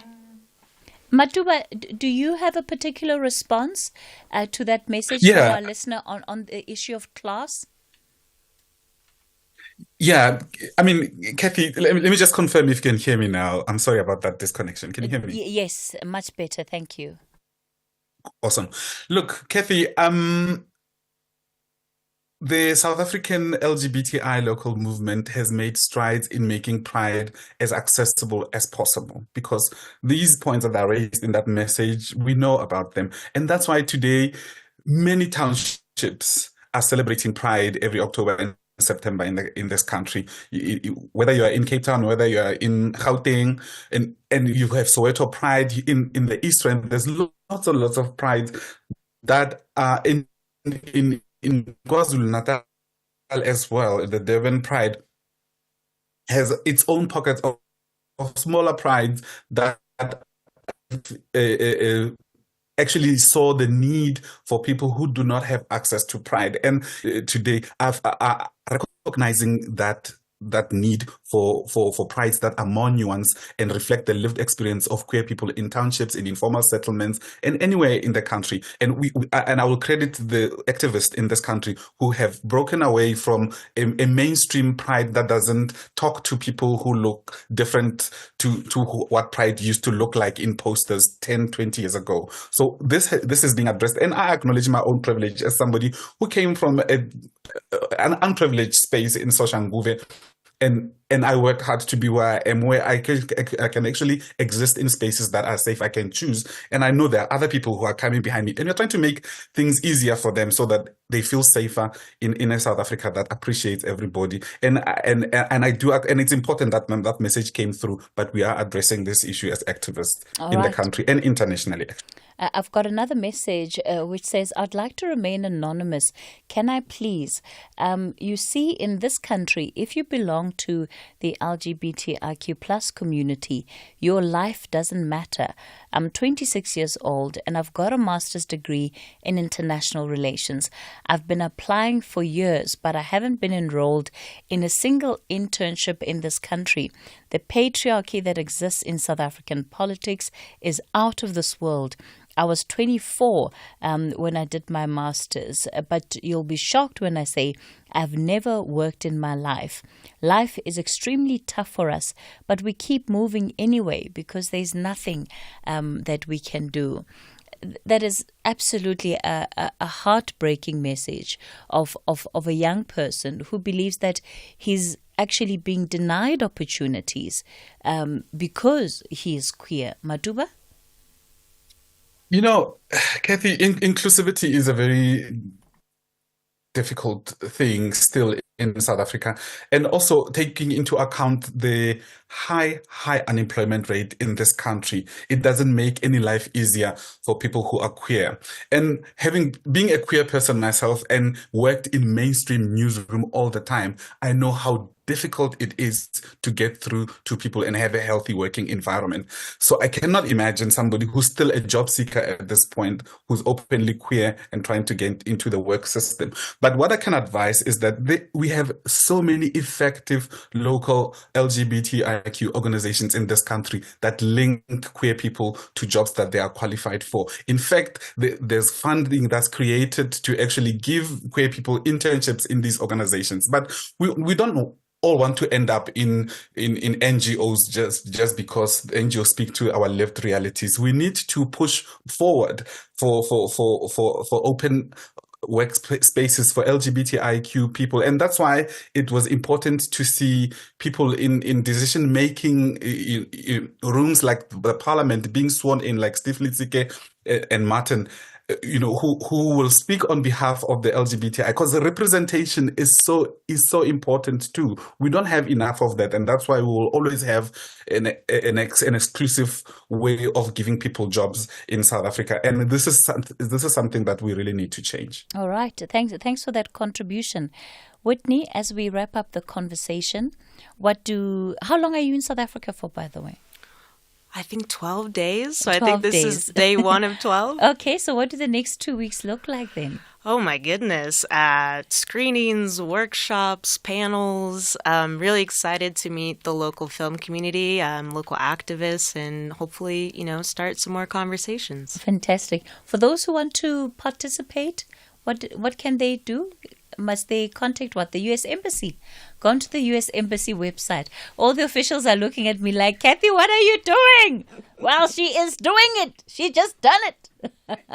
Go onto the U.S. Embassy website. I'm sure you'll find some links there that will be able to give you a bit more information on the workshops that will be held in the next 12 days in different parts of the country. All right, on that note, that is where we come to the end of the show for today. The Talking Point, back with you again tomorrow. Thank you all for your time, for tuning in. Whitney, Maduba, thank you both for your contributions to this conversation. Have a lovely afternoon. Goodbye. The book reading. Please note that the views expressed in this book are not that of the station. Listeners' discretion is advised. SAFM presents another episode of The Door, an addict's journey, read by Simpson Kumalo. One ordinary Tuesday, after a speaking engagement, I was invited somewhere to hang out and have a drink. I was about to leave when I requested a bathroom. I was directed upstairs. I was a bit tipsy, and instead of going to the door on the right, I went to the one on the left. It looked like a party inside a party on another dimension. This was Party Reloaded, and the fun was in this party. There were 2 or 3 half-naked chicks inside. I was fascinated and couldn't take my eyes off their breasts. There was a little table in the center of the room.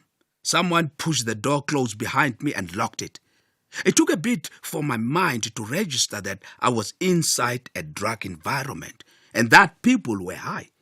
It happened so fast, and I was fixated with a pair of large breasts in front of me. Needless to say, I was offered something.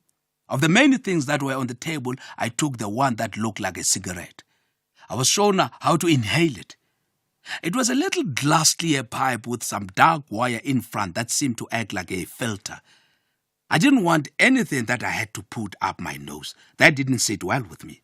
So I took the thing that looked like a cigarette and tried it.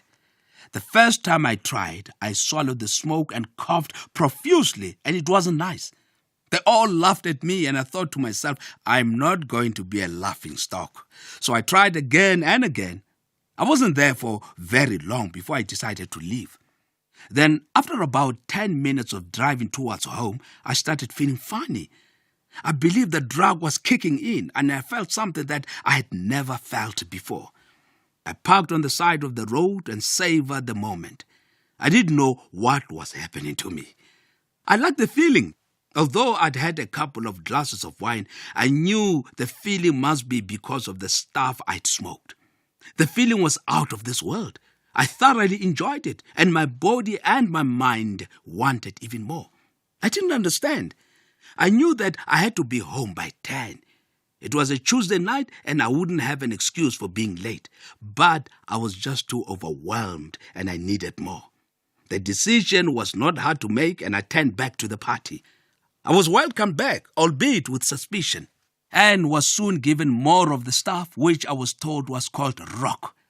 I had seen rock in the counseling session that Bra Hugh had organized for our retired social workers who were willing to help counsel the drug addicts. The stuff seemed to numb my feelings and gave me an escape route from the demons I refused to confront. This was great, and I wanted to know where I could find more. I eventually got home in the wee hours of the morning only to find my wife with a very disappointed look. But I didn't care for some reason. My mind was fixated on what I was given. The remainder of the week I didn't want to indulge, but the feeling too was just too overwhelming and very powerful.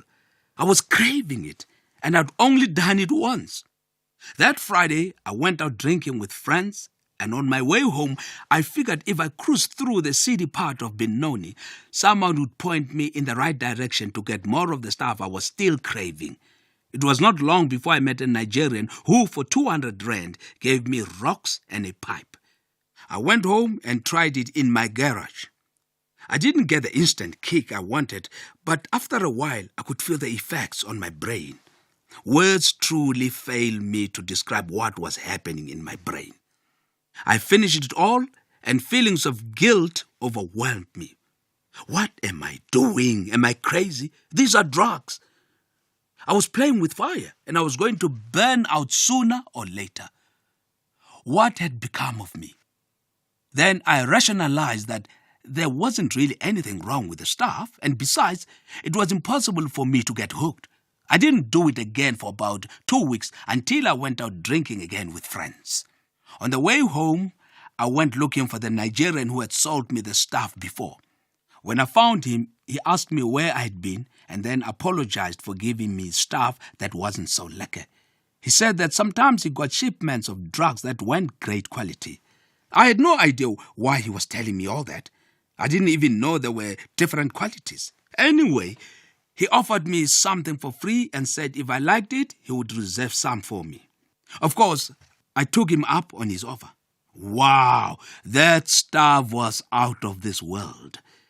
I guess I was slowly getting sucked in, and of course, he just saw me as a customer who could support his little empire. It amazed me that he never took the stuff himself. He sold it every day and knew what it did to people, but he never touched it. He became my weekend special. I never spent more than 250 rand a weekend, and I figured that was fine. I didn't think I had a problem. I could stop whenever I wanted, and there were some times I would go for weeks without taking the stuff. But it became part of me. I was slowly refining my craft and the art of using. Even though I was shown how at the party in Sandton, I still didn't quite have the hang of it. Sometimes I would blow the 250 rand and not get the high I was expecting, and that would irritate me. So I would stop for a while out of frustration and just not be bothered. But the seeds had been planted, and I didn't want to be completely done with it. Weekends became my biggest issue. I'd go into the habit of buying and keeping a stash. So if I ever had a fight with my wife or was feeling down, the drug would be calling. I had this other lifestyle that I had adopted. Whenever I used, though, I would be overcome by feelings of guilt and would stop instantly. At one stage, I was feeling so guilty that I broke the pipe and threw it in a dumpster. I decided I had had enough and drugs were not for me, and I would stop. I even said a little prayer. I decided I would only do alcohol and nothing more. I simply could not be a druggie. And why would I start at this time of my life? I was too old for that nonsense. But I was still going out partying and coming home late. That type of behavior was fertile ground for the drug to take a permanent residence in my life. I'm not sure how I started going to strip clubs, but I think my baptism was when we were entertaining clients, and after a hard day's work, they wanted to see the Johannesburg nightlife. So I took them to a few strip clubs. It was innocent, I thought. Nothing hectic, just a night out to see a few nice chicks handle the pole and show us their wares. Unfortunately, I grew fond of their lifestyle and started to like it. I was in the company of other men, and I guess when you become successful, this is what you do. You learn to reward yourself and go home. So I never went alone. With a few friends, we discovered some strip clubs that became our regular hangouts, particularly during the week. We really didn't go for the strippers, but for the alcohol and some good, clean, manly fun. I also never associated the strip clubs with drugs. I only associated them with half-naked women dancing for men and offering private dances. But the place was a strip joint and the girls would always pester us for a lap dance or private dances. My capacity to say no was very low, especially after a few glasses of whiskey or wine, and it seemed that the alcohol brought out the animal in me.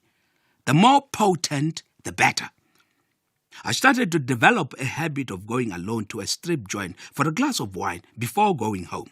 Being alone wasn't so much fun, so I would only spend about an hour there before heading home. I just couldn't go home sober. I just wanted to get home and not be bothered with anything serious. I'd suppressed my feelings about Spoo and my brother's death. I never went for counseling really, never valued the process. The thought of a grown black man sitting in front of someone and pouring his heart out was very feminine and sissy to me, and I never wanted to do that. Alcohol was my great counselor, and I took copious amounts of it. I drove around with a cooler box and ice in the trunk of my car, and when the need arose, I would pour a drink. I started to collect wine and became a bit of a connoisseur. I could tell you which reds were great and which ones were not. I'm sure my wife was getting concerned, but I still was fully functional in all respects, and I was making money and working hard and playing hard. It was on another ordinary weekday that I was on my way home from Fourways. I was driving towards Sandton using a back road when I saw a club in Randburg called Malasha.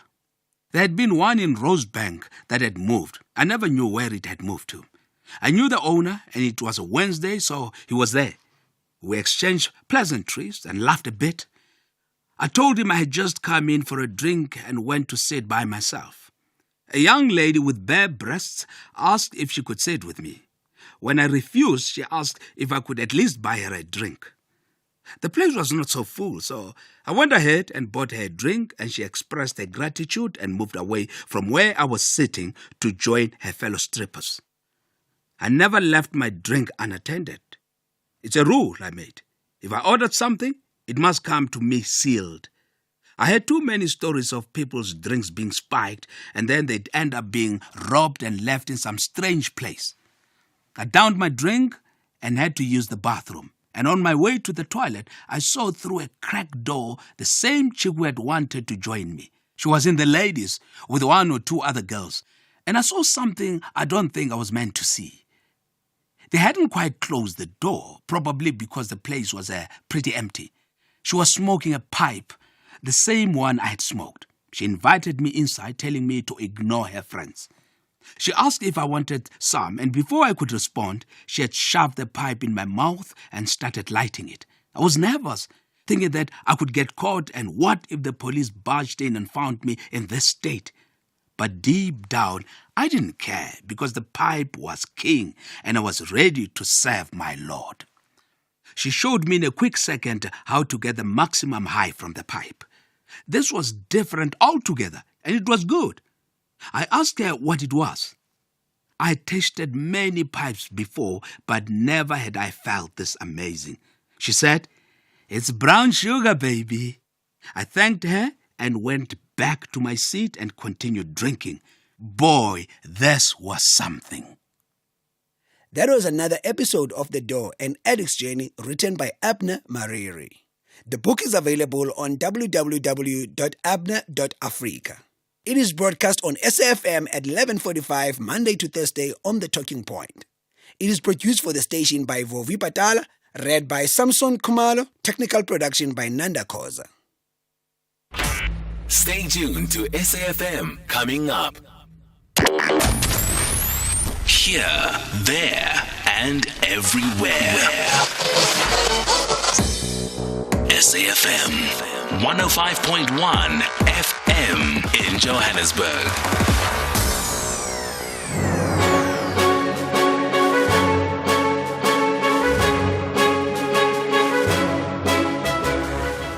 Twelve o'clock on Monday, the 24th of June, 2024. Very warm welcome to Updated Noon here on SAFM. Leading the conversation, I'm Sakina Kamwendo. Coming up in the next hour, we can't say we expect this one to be here, but our call and our hope is that anybody who's going to be appointed must respect the rights of the workers.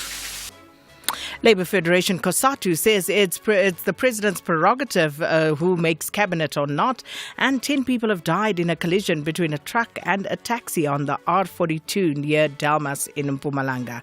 Coming up in sport, Proteas get through to the semi-finals in the West Indies. The Sevens are through to the Olympic Games, and I face the Wrath Pretoria in my sound for no reason today. Can't wait. John Jericho with those details in the second half of the show. Please share your views with us. 41391 is the SMS line number.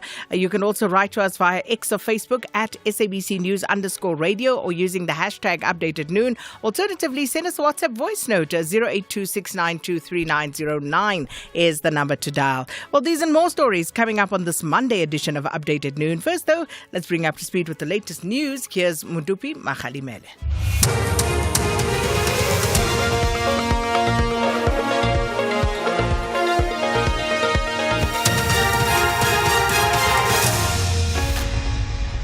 Thank you very much, SK. The top stories this hour. South Africa's hopes are pinned on the GNU and water cuts implemented on the Cape Flats. A very good afternoon. President Cyril Ramaphosa says the country's hopes are pinned on the success of the GNU. In his weekly letter to the nation, the president says the commitment by political parties to work together has generated a great deal of goodwill that should not be squandered. He says the success of the GNU will be measured by the extent to which parties are prepared to focus not on who will govern, but on how the country will be governed.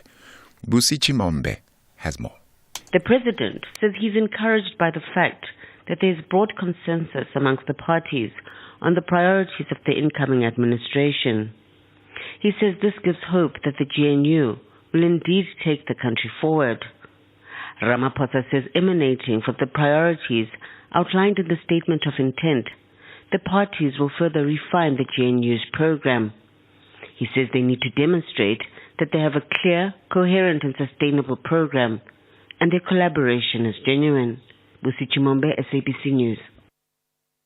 Police in the Northern Cape have arrested over 300 wanted suspects for crimes including illegal possession of firearms, robbery, murder, attempted murder and rape.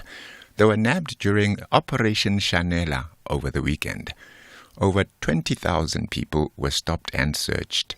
Police spokesperson Sherelle Yellis says they also seized drugs, counterfeit goods and dangerous weapons.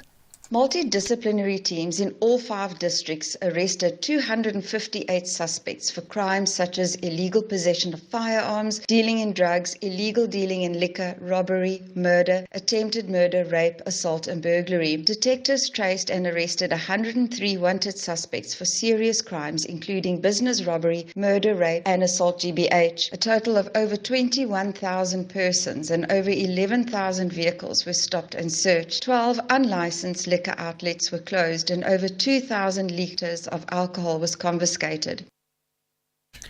The city of Cape Town says water supply to large parts of the Cape Flats has been shut down.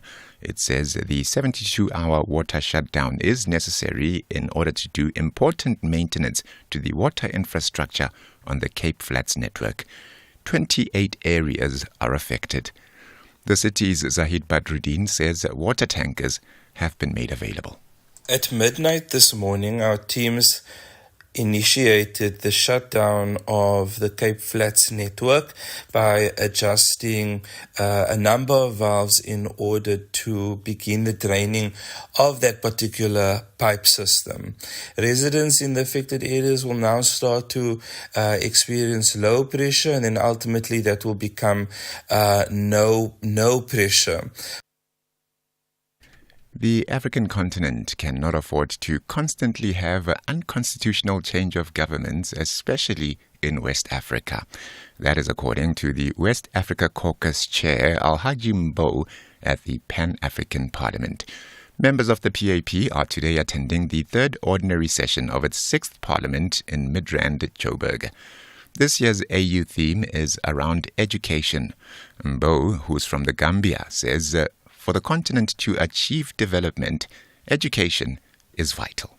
When you look at the African continent itself, we have aspirations. That's where we want to be in the 2063, for example.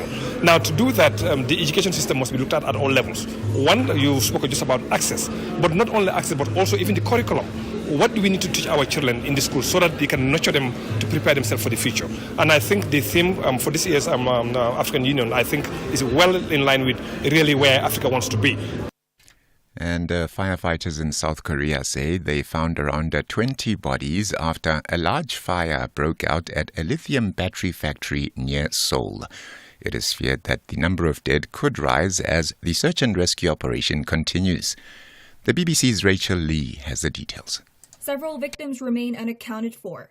South Korea's President Yoon Suk-yeol has issued emergency instructions urging the authorities to mobilize all available personnel and equipment to focus on searching for and rescuing people. The operation faces significant challenges. Lithium reacts intensely with water and is difficult to extinguish, meaning firefighters were unable to enter the site for a while. South Korea is a leading producer of lithium batteries used in electric vehicles around the world. The top story at midday, President Cyril Ramaphosa says the country's hopes are pinned on the success of the GNU. Back to you, SK, for SAFM News. Kemudupi Makhalemele. Update at noon with Sakina Kamwendo, midday to 1 p.m. Update at noon with Sakina Kamwendo. Well, a very good afternoon, everybody. Thanks so much, Mudupi, and we'll see you back at the bottom of the hour.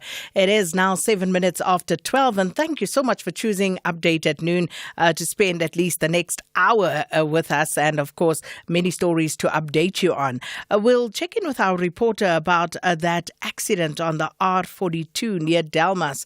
10 people have been killed and 24 others seriously injured during a collision earlier today between a bus and a truck and a taxi. So we'll find out from our reporter exactly what happened there.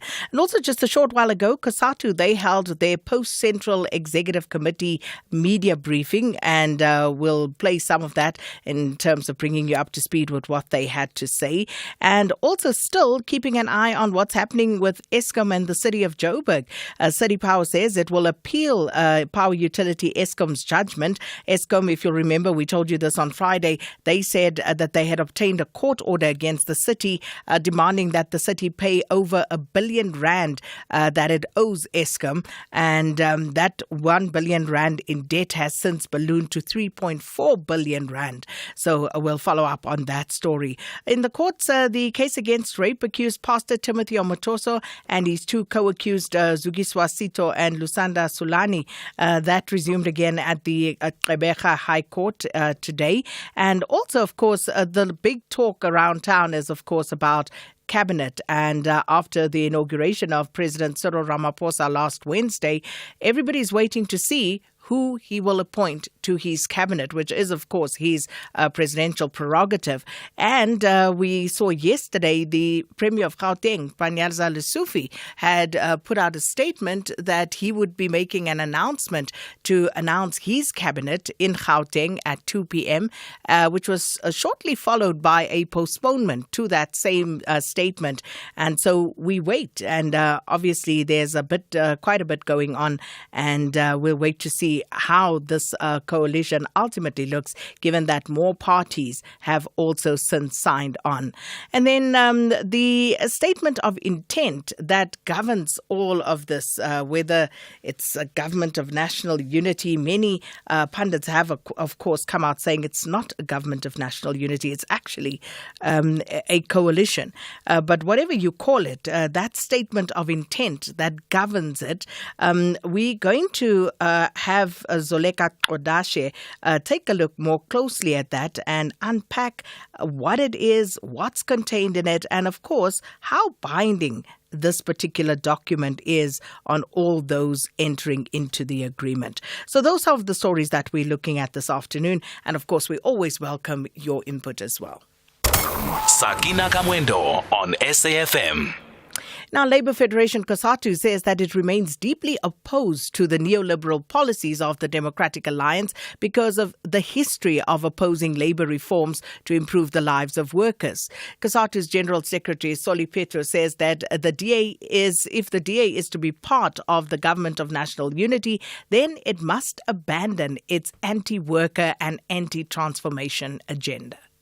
The election on the 29th May was the most challenging our allies.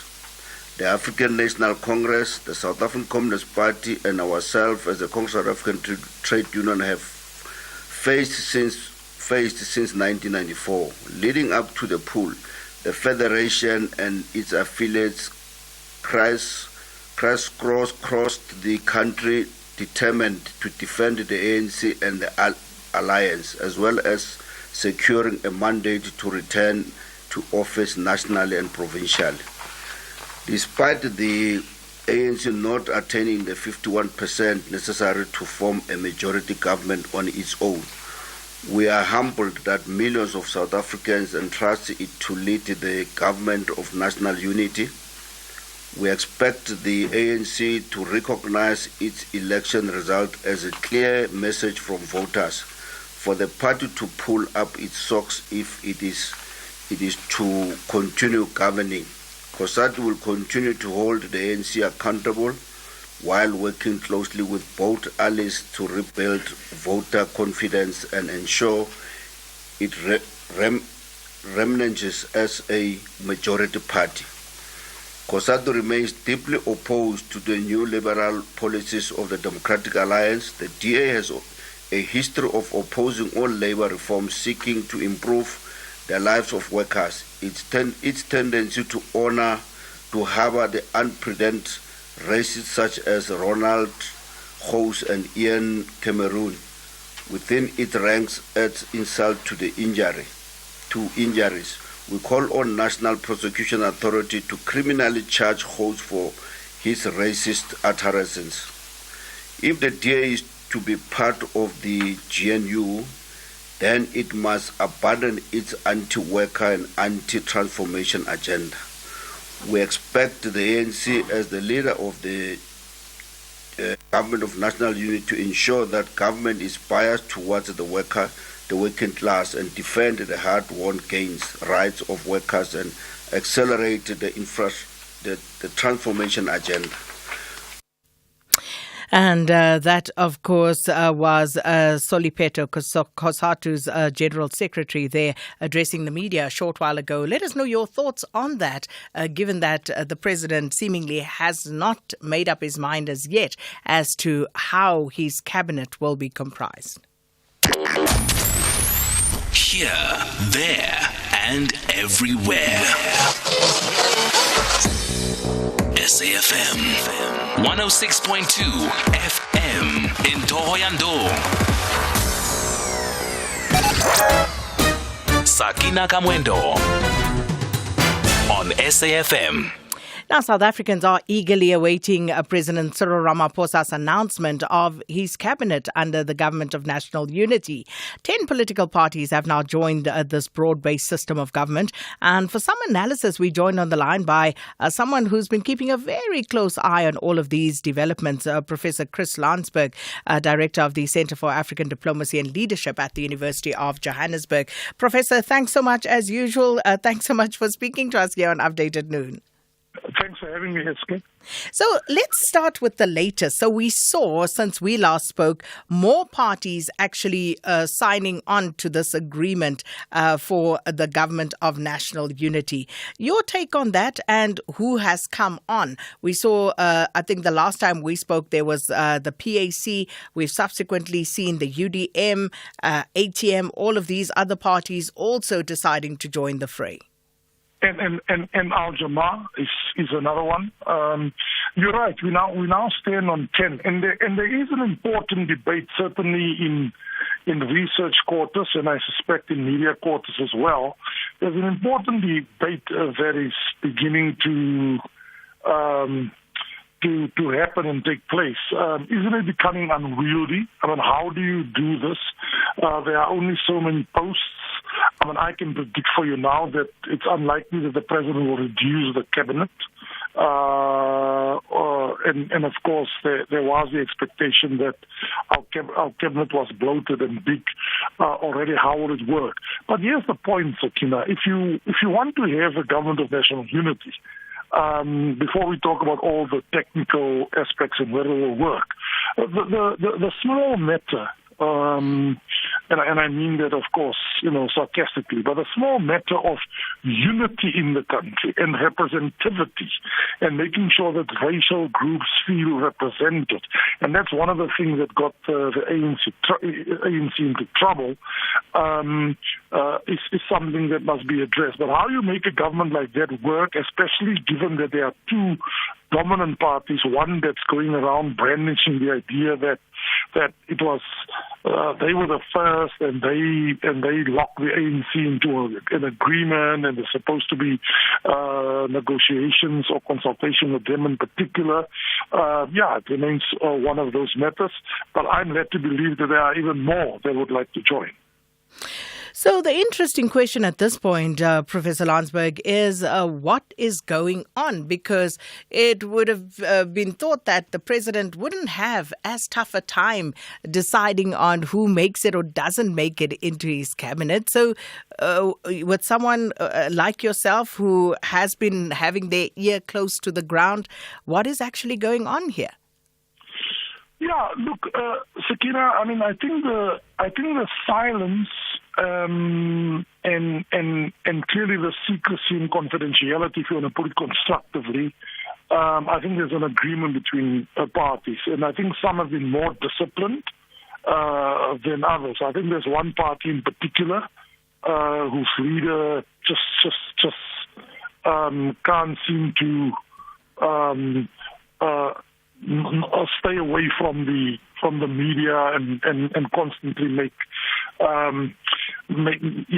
all these statements. So let me tell you what's going on. I think the president is facing pressure from three quarters. The easy and predictable one, I don't mean easy in terms of what is likely to happen and what they could do to him. I mean, it's just predictable. The easy one is there's an MK, EFF, and L group outside of a putative government of national unity, who certainly has their proverbial swords out for the president. And I would even stick my neck out and say during the second sitting after the State of the Nation, Pala will be put back on the table. Then there is, and this is in no order of importance, then there is some serious debates within the ANC and amongst the ANC and its alliance partners. And they're just not willing to give up on some portfolios, and they want representatives to be there, and the SCCP and COSATU must be represented. But then you have the internal issues between the DA in particular and the ANC, and the DA feeling that some of these small parties, at least they should have been consulted. It was never the idea. I think that's where we are right now. I think it's unfortunately a squabble for positions, but I think it should be more than that. It should be about principles, how decisions will be taken, how the country will be governed, and move forward. And I think that's why the president hasn't made his announcement right yet, because there are differences or lack of consensus on which positions he can give away to who. That's really the stumbling point at the moment. So if we were to go with what is being reported on at the moment in terms of who may be seeking which portfolio, and if we just hypothetically look at the position of Deputy President for a moment, and if the DA, for example, were to push that they should occupy that position, that becomes an untenable position for the president within the ANC and its alliance, doesn't it? Absolutely, and I think you're putting your finger on it, and I'm so glad you used that example, because I was actually going to start with that example in particular. And let's put one thing to bed, Sakina, very quickly. Let's just put this to bed. The idea of the president creating the position of, quote-unquote, a second deputy president, right? The idea that I see is mooted by some analysts and commentators and even political actors that Paul Mashatile becomes the Deputy President of the Republic,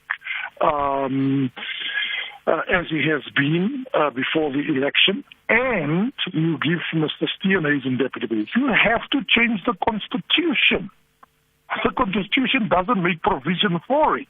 And there's this tendency to constantly confuse the 93 interim Constitution, which lasted until 96, and this Constitution. He simply can't do it.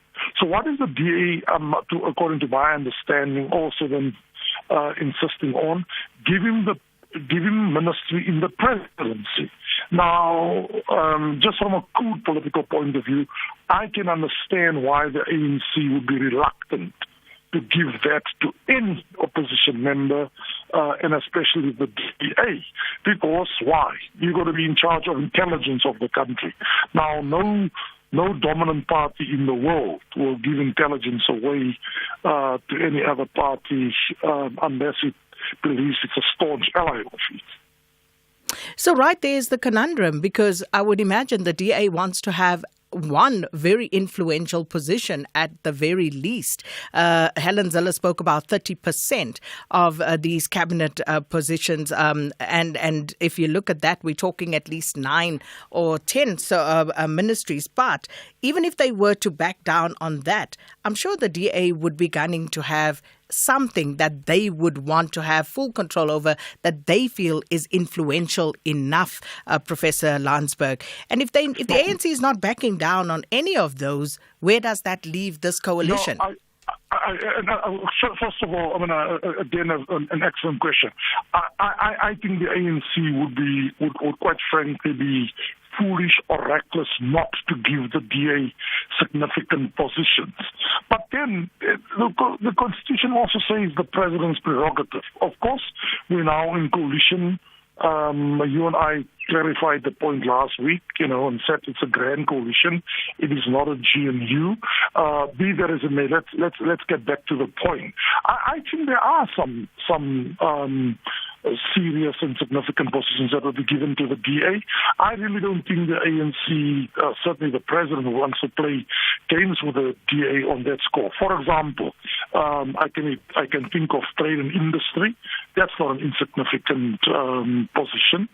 I can think of what's the portfolio called, where all the where Telkom and Eskom and public enterprises. Public enterprises and so on. I mean, those are not insignificant positions. I don't think the DA will get foreign affairs. In an article by advocate and ambassador Tony Leon, there was clearly a hint at foreign affairs. I don't think any dominant party gives that away. No, I don't have a concern that the DA will get, but maybe the DA is also making demands that is a bit unrealistic. But I tell you what I think is the question we should at some point discuss more, Sakina. Why do people want certain positions? What is really their agenda? Is everybody there for bona fides? Is everybody there to make the government work? Or are we seeing, and can we interpret what happened in Gauteng over the weekend, and it's happening now at national level, where some people, including the ANC, may be out there to go for selfish interests and under the name and under the guise of doing it for the national interest and for the people. I think that's the real issue we should debate. Why would they insist on some portfolios or the numbers of some portfolios? And I've got an answer on the DA one if we have time. Let's get into that very briefly, Prof, because I also just want to put one more question to you around the role of the other parties then within this formation. Where does this leave them? If it is only between the ANC, the DA, and perhaps the Inkatha Freedom Party who are going to speak to positions in the executive, where does it leave the other partners then? You're really on form, Sakina, as always, because you're really asking the pertinent questions. Let me tell you what happened here. The DA, I think people started to see through their strategy. their strategy was literally to go in with an ANC a deal cut between the ANC and what I call a Moonshot Pact Light, Moonshot Pact 2.0, IFP DA. I think the needle is now shifted with all these small parties there. So I can predict for you. I expect the PA to get something in cabinet and maybe one or two others. But I actually think that the so-called small political parties are realistic enough to know that not all of them can insist on big cabinet positions and would, for example, take positions in the legislature. But in a nutshell, I just want to end on this because this for me is key. For Madam Helen Zille, it was always about, together with the IFP and the DA, if that was the coalition, they were always going to outvote the ANC, so the ANC can't meet their 60% threshold, and that's how they would have whittled power away from the ANC. And it seems that is now moving away from that with all the others come out, and I think the DA is frankly disgruntled about that. Well, that's where we'll leave it for today. Thank you so much, Professor Chris Landsberg, Director of the Centre for African Diplomacy and Leadership at the University of Johannesburg. Your views also welcome. Update at noon, midday to 1 p.m. Now, 10 people have died and 24 others seriously injured in a collision on the R42 road near Delmas in Mpumalanga. A spokesperson for the Provincial Department of Community Safety, Mweti Musi, says that 8 of the deceased were occupants in the taxi, while 2 were occupants in a truck. He also said that the injured had been taken to nearby hospitals. But for more on this, we joined on the line by SABC News reporter Michael Mdluli. Michael, good afternoon. So let's start by finding out what it is exactly that we know around the circumstances that caused this particular accident. Good afternoon to you, Sakina, and your listeners there. Well, for now, police are still investigating the cause of this crash, but then on the statement from the Department of Community Safety, it was indicated that apparently the driver of the minibus taxi tried to veer off from the N12 to the R42 road, and then he also tried again to go back to the N12. That's when the crash occurred, and then that's what led to what happened. So, when the accident happened, we understand that there was some circumstances on the road. Are you able to tell us exactly what may have happened, or have the authorities not let us in on that, Michael? Sakina, we are yet to speak to the authorities regarding the circumstances that could have resulted to this, because we are currently on our way to meet with the Department of Public Works and Roads and Transport in the province, so that they can be able to tell us more about what really transpired on this crash. But then we are for now not yet sure as in what could have led to what happened early this morning around 1. Michael, how many survivors are currently in hospital, and have you been able to speak to any of the survivors? Not yet, Sakina. We are still on our way to speak to this.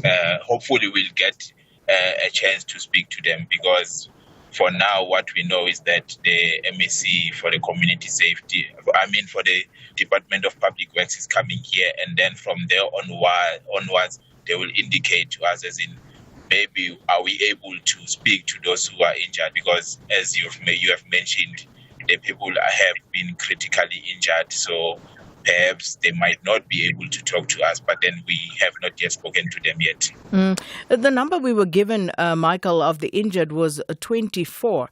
And if we look at those who we told were involved in this collision, a truck and a taxi, given that at least 8 occupants of the taxi perished in this accident and 2 from the truck, the other the 24 that are injured, where exactly did they come from? As I've mentioned, Sakina, for now the authorities, they have not really issued much about the accident, except what we already know that, okay, there are 10 people who perished in this accident. But then as in these people were on which vehicle and the others were on which vehicle, we don't have any indication yet, because we have tried to actually speak to the community safety department to find out, as in, do they also even know as to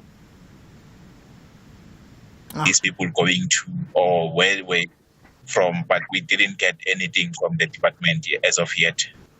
Michael Mdluli, we'll leave it there and, of course, get back to you once you've spoken and gotten more information on this. Our reporter, Michael Mdluli, is still on this story, and we have confirmed that 10 people were killed and 24 is the number that we were given of people who were seriously injured. And therefore, my question, if 24 people were seriously injured, if we take the minibus taxi and it's allowed, I think, about 15 passengers, if 8 have perished, you've got another 7 there.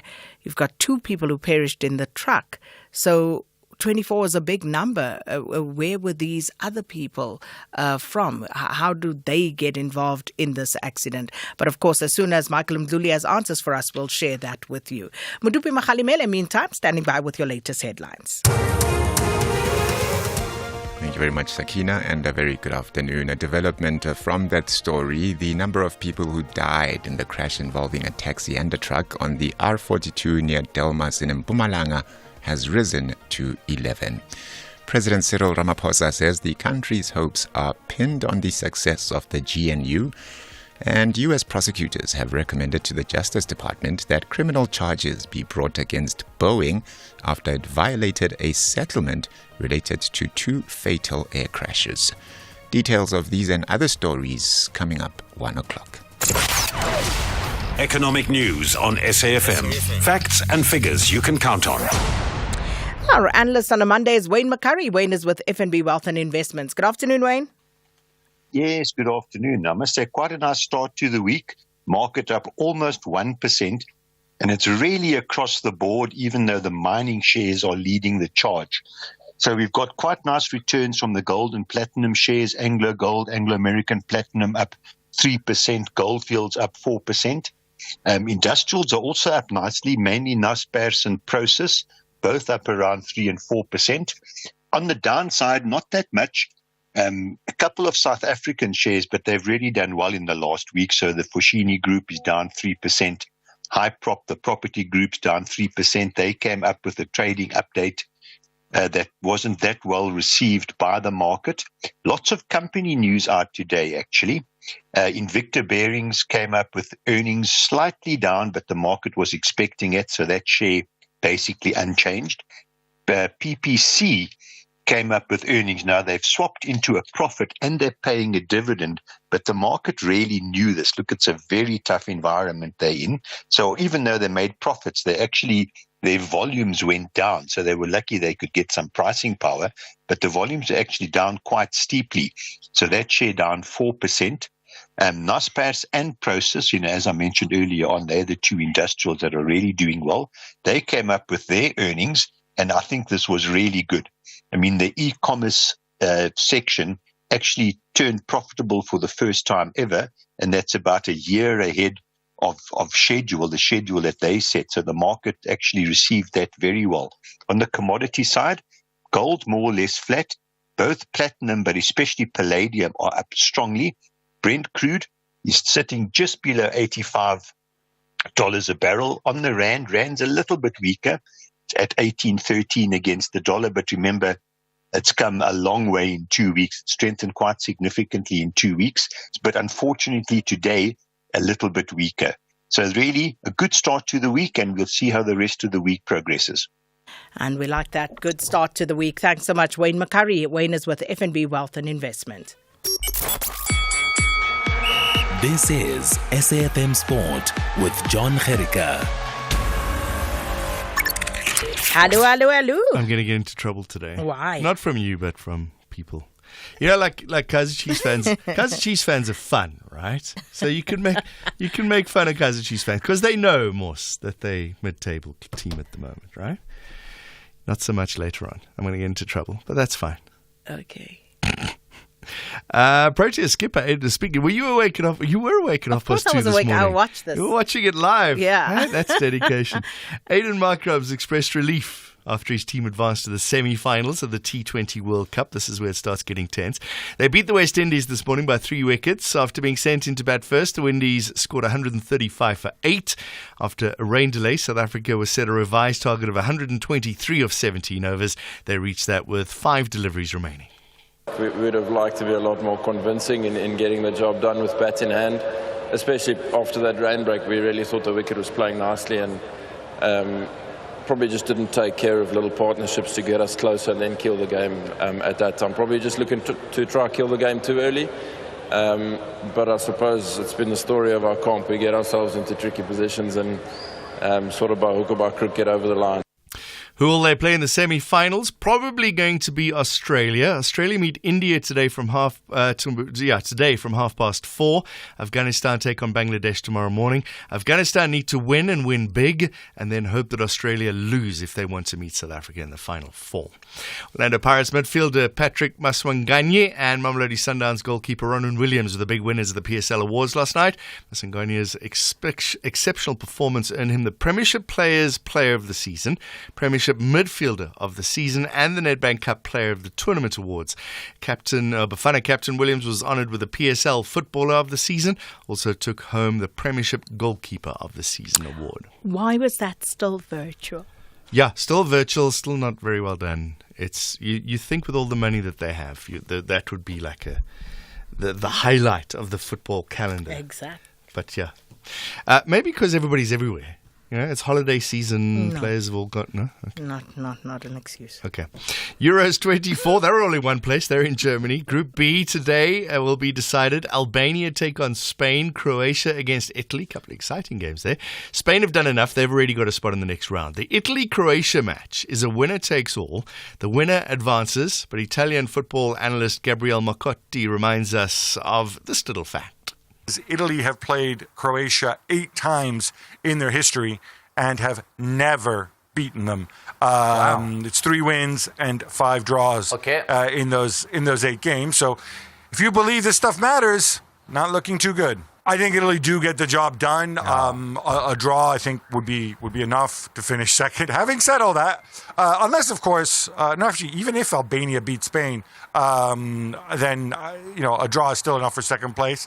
And guess what? While I like to root against Germany, that late German goal means that Italy, if they finish second, as is likely, will not be playing Germany here in Berlin come next week. And I'm kind of psyched about that. Yeah, as you heard, Albania need to beat Spain by 3 goals and hope that Italy don't win if they want to go through. Copa America last night, the USA beat Bolivia and Uruguay beat Panama by 3-1. Sevens, they did it the hard way. The Springbok Sevens have booked their tickets to the Paris Olympic Games. It's the 3rd consecutive time since Rugby Sevens was introduced in 2016 that the Blitzboks head to the Games. Coach Philip Snyman feels the success in Paris can turn around a dismal season. Yes, definitely. I think there were some tournaments that we played really well. We topped our pool, and then just for the next morning to lose in the quarterfinals. But slowly but surely things were turning, and I was hoping, and I think this tournament might have just given us that extra boost now going forward. So really happy, and happy that the guys qualified. They worked hard, and they deserve it. Scott Barrett is the new All Blacks captain. Barrett takes over from Sam Cane. His brother, Geordie, will be a vice-captain along with Adi Savia. Tennis news for you, just for you, Sakina. Yannick Sinner won his first tournament as world number 1 in Halle. The Italian beat Herbert Hurkacz 7-6, 7-6 to lift the ATP 500 trophy. Tommy Paul captured his 3rd ATP Tour title, first on grass at Queen's. He overcame Lorenzo Musetti 6-1, 7-6. In the ladies, world number 5, Jessica Bagula saved 5 championship points to win her first WTA Tour title against Anna Kalinskaya, who, by the way, is the girlfriend of Yannick Sinner. But she won 6-7, 6-4, 7-6. And Yulia Putintseva captured the third WTA Tour singles title for her in Birmingham, 6-1, 7-6 win over Ajla Tomljanovic. Yeah, I don't know how Kalinskaya managed to lose that match. Sure. And finally, here we go. My soundbite for no particular reason. We did all the hard yards. We were 13-0 up, 39 minutes into the game. We got a penalty away. All of a sudden, we're 13-7. It was a more penalty, strangely enough. But there weren't any other more penalties. And but you know what? If I'm really honest about where we are, 3 years, 2 finals, really young team. Every guy that came on for the Glasgow Warriors is international. And we're not there yet. And I told you that. Jack White. See, I'm a Sharks fan, you see, so deep down. So you enjoyed that one. No, you see, it's difficult because you want the South African team to win, right? But also, I'm a Sharks fan. Yeah, but if you're being realistic, you kind of knew that it was perhaps... No, the Bulls should have won that. The Bulls should have won that by 20 points. Yeah. Nah, John, nah. See, I'm just making good with the Pretoria faithful again, right? Okay, bye. Bye. Update at noon, midday to 1 p.m. So, a lady from Air Officini just turned 55, and although I'm still a spring chicken, there's a part of me that envies her, especially since she now qualifies for a Nedbank Electronic Optimum Plus account with capital guaranteed. Talk about FOMI, huh, voice man? If you mean FOMO, then definitely, boss man. And she can earn up to 12.65% interest. Anyone over 55 can open theirs via the Nedbank Money app. Visit our website for more information. See money differently. Nedbank. We're a licensed FSP and registered credit provider. T's and C's apply. Durban is open for business and investment. A large delegation from the United States of America, including captains of industry, business, investors, finances, decision makers, and high-profile leaders will attend the 2024 Resurgence Durban Conference to explore and maximize investment opportunities in Durban. Be part of the Resurgence Durban Conference taking place at the Durban ICC from the 17th to the 21st of July 2024. Durban is forging ahead with its plan of action that is aimed at boosting trade and investments within South Africa, the African continent, and the rest of the world. Businesses must register now to exhibit at the conference. Closing date is the 30th of June 2024. To register for the Resurgence Durban Conference and for more information, visit www.resurgenceconference.org. Are you ready to take your brand to a whole new level? Have you ever thought about how big companies use strong PR to get more people to know about their brands? The Allure Group presents the inaugural Building a Brand Through PR Masterclass. Join us on Wednesday, July 3rd from 9 a.m. to 4 p.m. at the DP World Wonders Stadium in Johannesburg. Learn from 12 industry experts as they share their case studies and personal testimonies that will transform your approach to brand building. Visit www.prmasterclass.co.za to get your tickets. Only 650 rands for an in-person experience, or join us virtually for just 350 rands. Don't miss this chance to master the art of PR and take your brand to the next level. Building a brand through PR Masterclass, powered by Independent Media. Say ROBOT_BOII robot the Cash Moon SBC1 6 p.m. on Saturdays. Deal or no deal, celebrity game. Let's get it.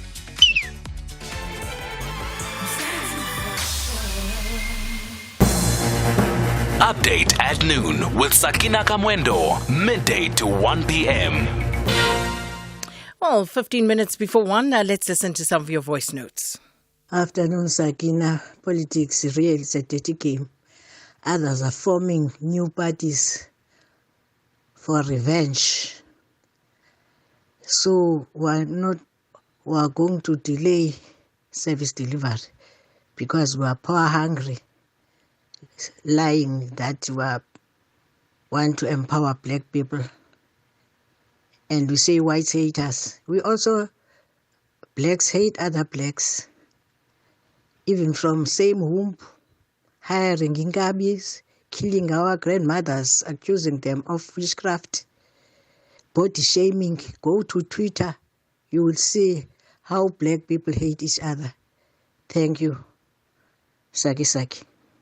Afternoon, Sakina Moses in Debene. Sakina, I wish President Ramaphosa should come up with different names in his cabinet. Those who were in fifth administration must not appear in any of portfolio. Bring some people with new minds. Of course, we know the minds of ANC. We don't care about that, but bring on new people. Yeah, bring on new people within the ANC. Those people who will be disgruntled, there is MKEFF, and they can go and open initiation schools. Bring on new people in cabinet, Moses Teben. Princess Sakina, good afternoon to you, good afternoon to your team. Great show always. Update noon, 12 to 1 p.m. is Uncle JJ, the truck driver. Sakina, can you please find out what's going on now in Davidton? Because we are now having a load shedding. What's going on actually? Is it a load shedding, a fault from electrical point, or what? Can you find out, Sakina? Lastly, Sakina, Patriotic Alliance is in a hunger of governing this country. But they mustn't come and say Zimbabweans on as if there are no Nigerians or Malawians here. Hi, Sakina. I'm Tulane Kunene from Newcastle. Kosato, you must know your job is finished. The money that you took to us is finished. You don't know how to play your ball. Now you're talking other language because you're afraid ANC.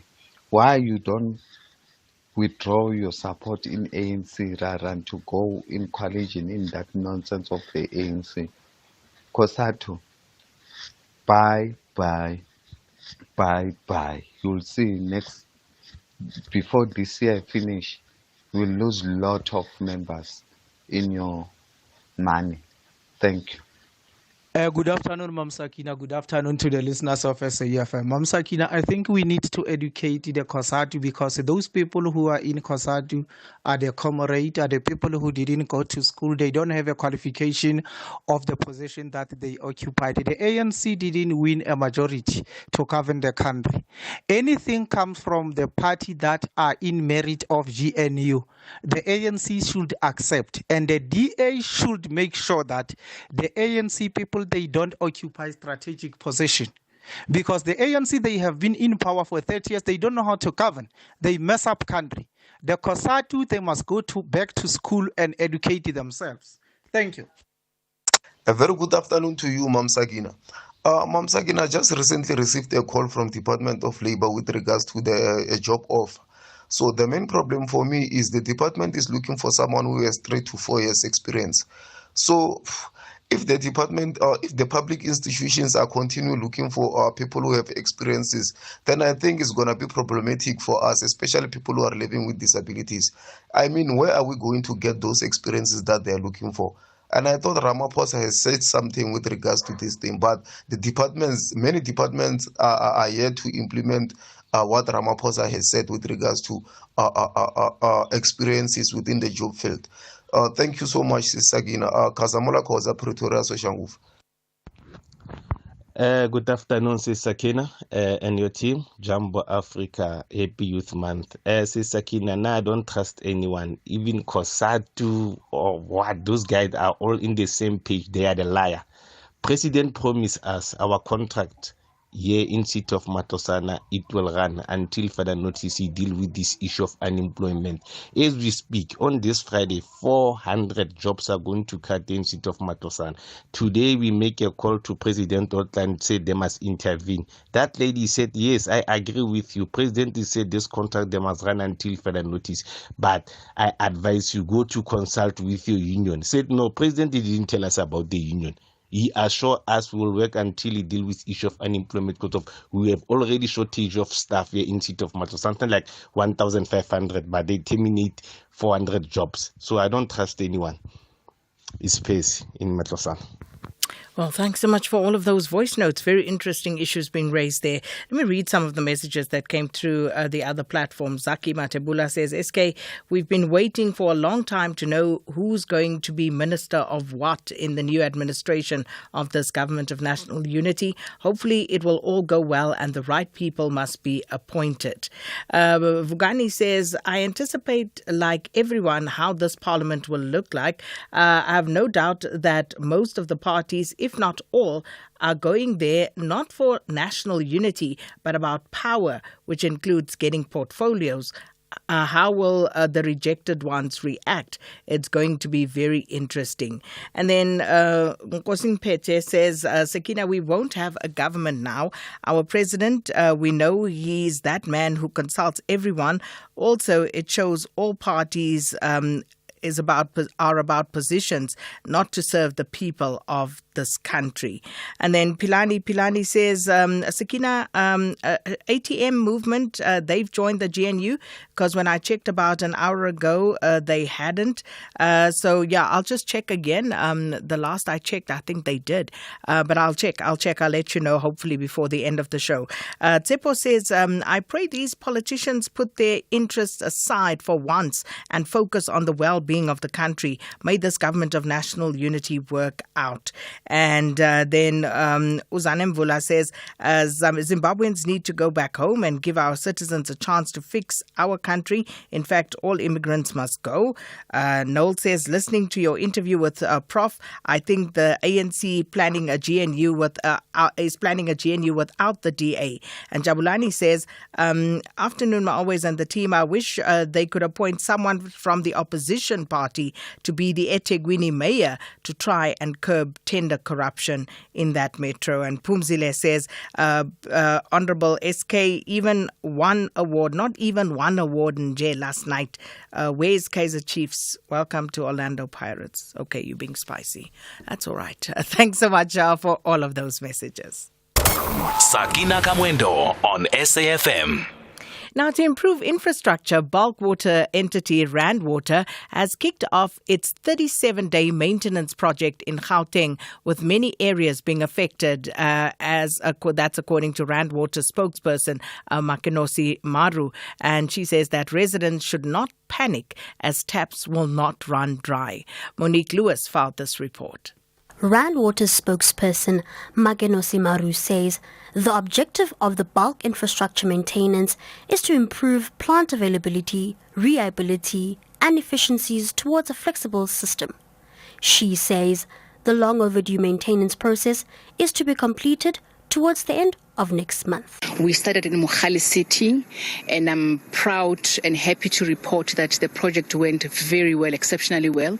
We finished ahead of time, so now we are moving to other areas. So the project will start from, as I'm indicating, 22nd of June up until the 29th of July. However, it does not mean people will not have water throughout the maintenance process. We are moving from one area to the other.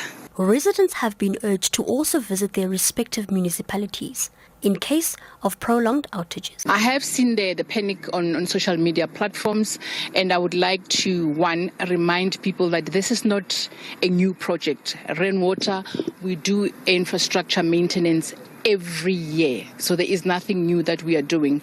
It's a question of now we have combined it because we had water supply challenges.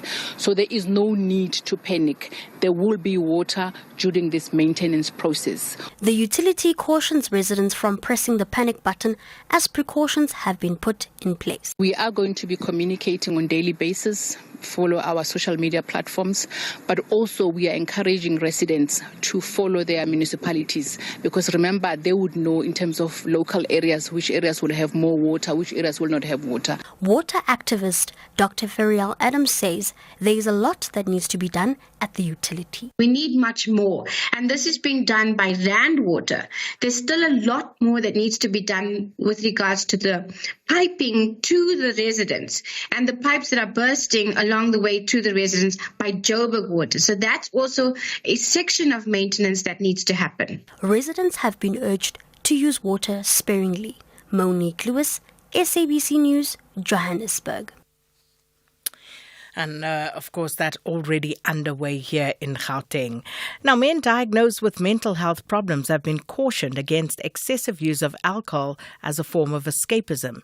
With the month of June being observed as a Men's Mental Health Awareness Month, experts say that those who turn to alcohol display significant risk factors for suicidal behavior. And despite many avenues available for help, South African men continue to rank high among those who take their own lives. Clement Matruus filed this report. 3 years ago, Ntabiseni Magwane's son took his own life. The family says the 44-year-old man who had been separated from his wife spoke openly about his depression. His mother, Ntabiseni Magwane, said despite him being vocal about his challenges, he could not reach the help he needed. He used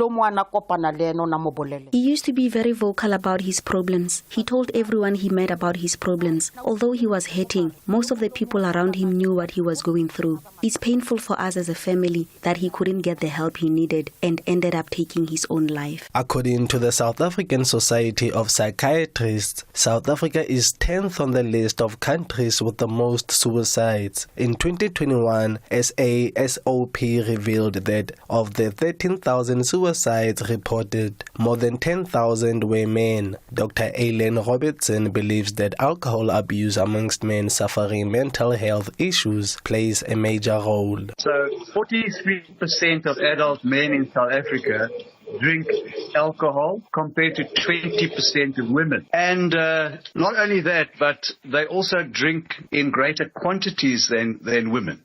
So if men are drinking more than women, they're going to have less self-control when it comes to anger and aggression, which makes it much worse because already the gender roles and the socialization are playing a role. Clifton Ntuzikazi and Tefo Musweu have encouraged their peers to speak out and to discard the macho male stereotypes, like the notion that men don't cry. It is to speak out. That's the only remedy.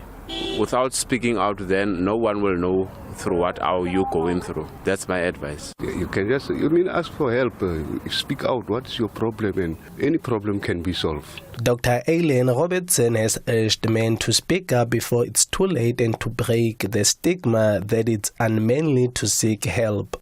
I believe the South African Depression and Anxiety Group has a helpline where you can phone and get help if you're suicidal.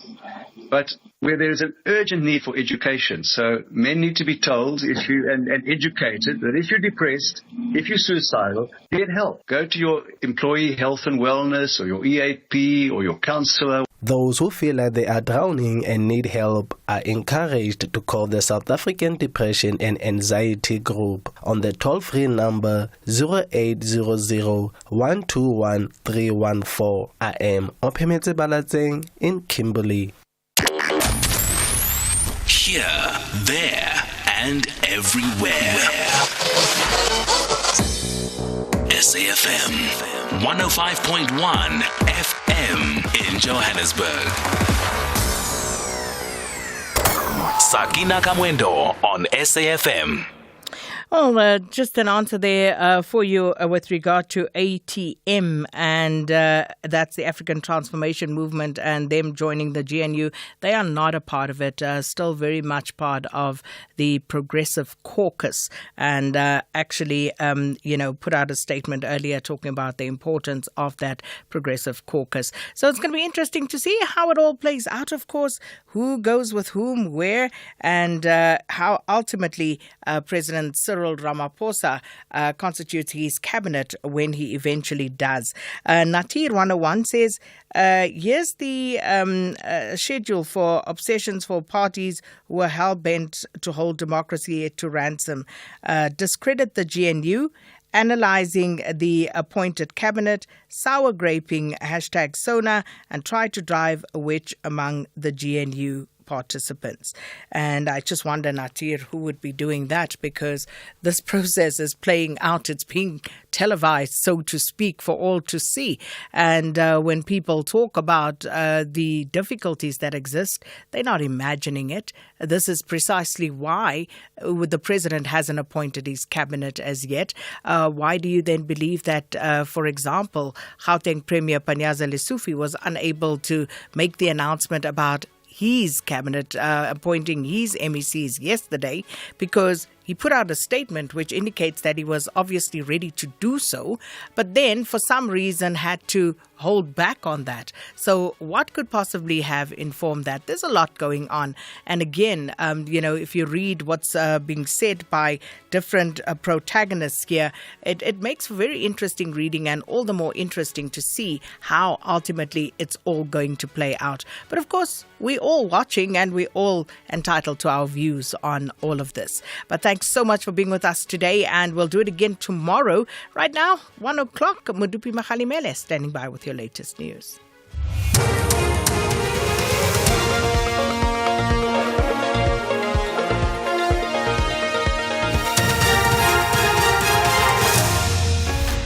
Thank you very much, Sakina. The top stories this hour: the Mpumalanga crash death toll rises, and the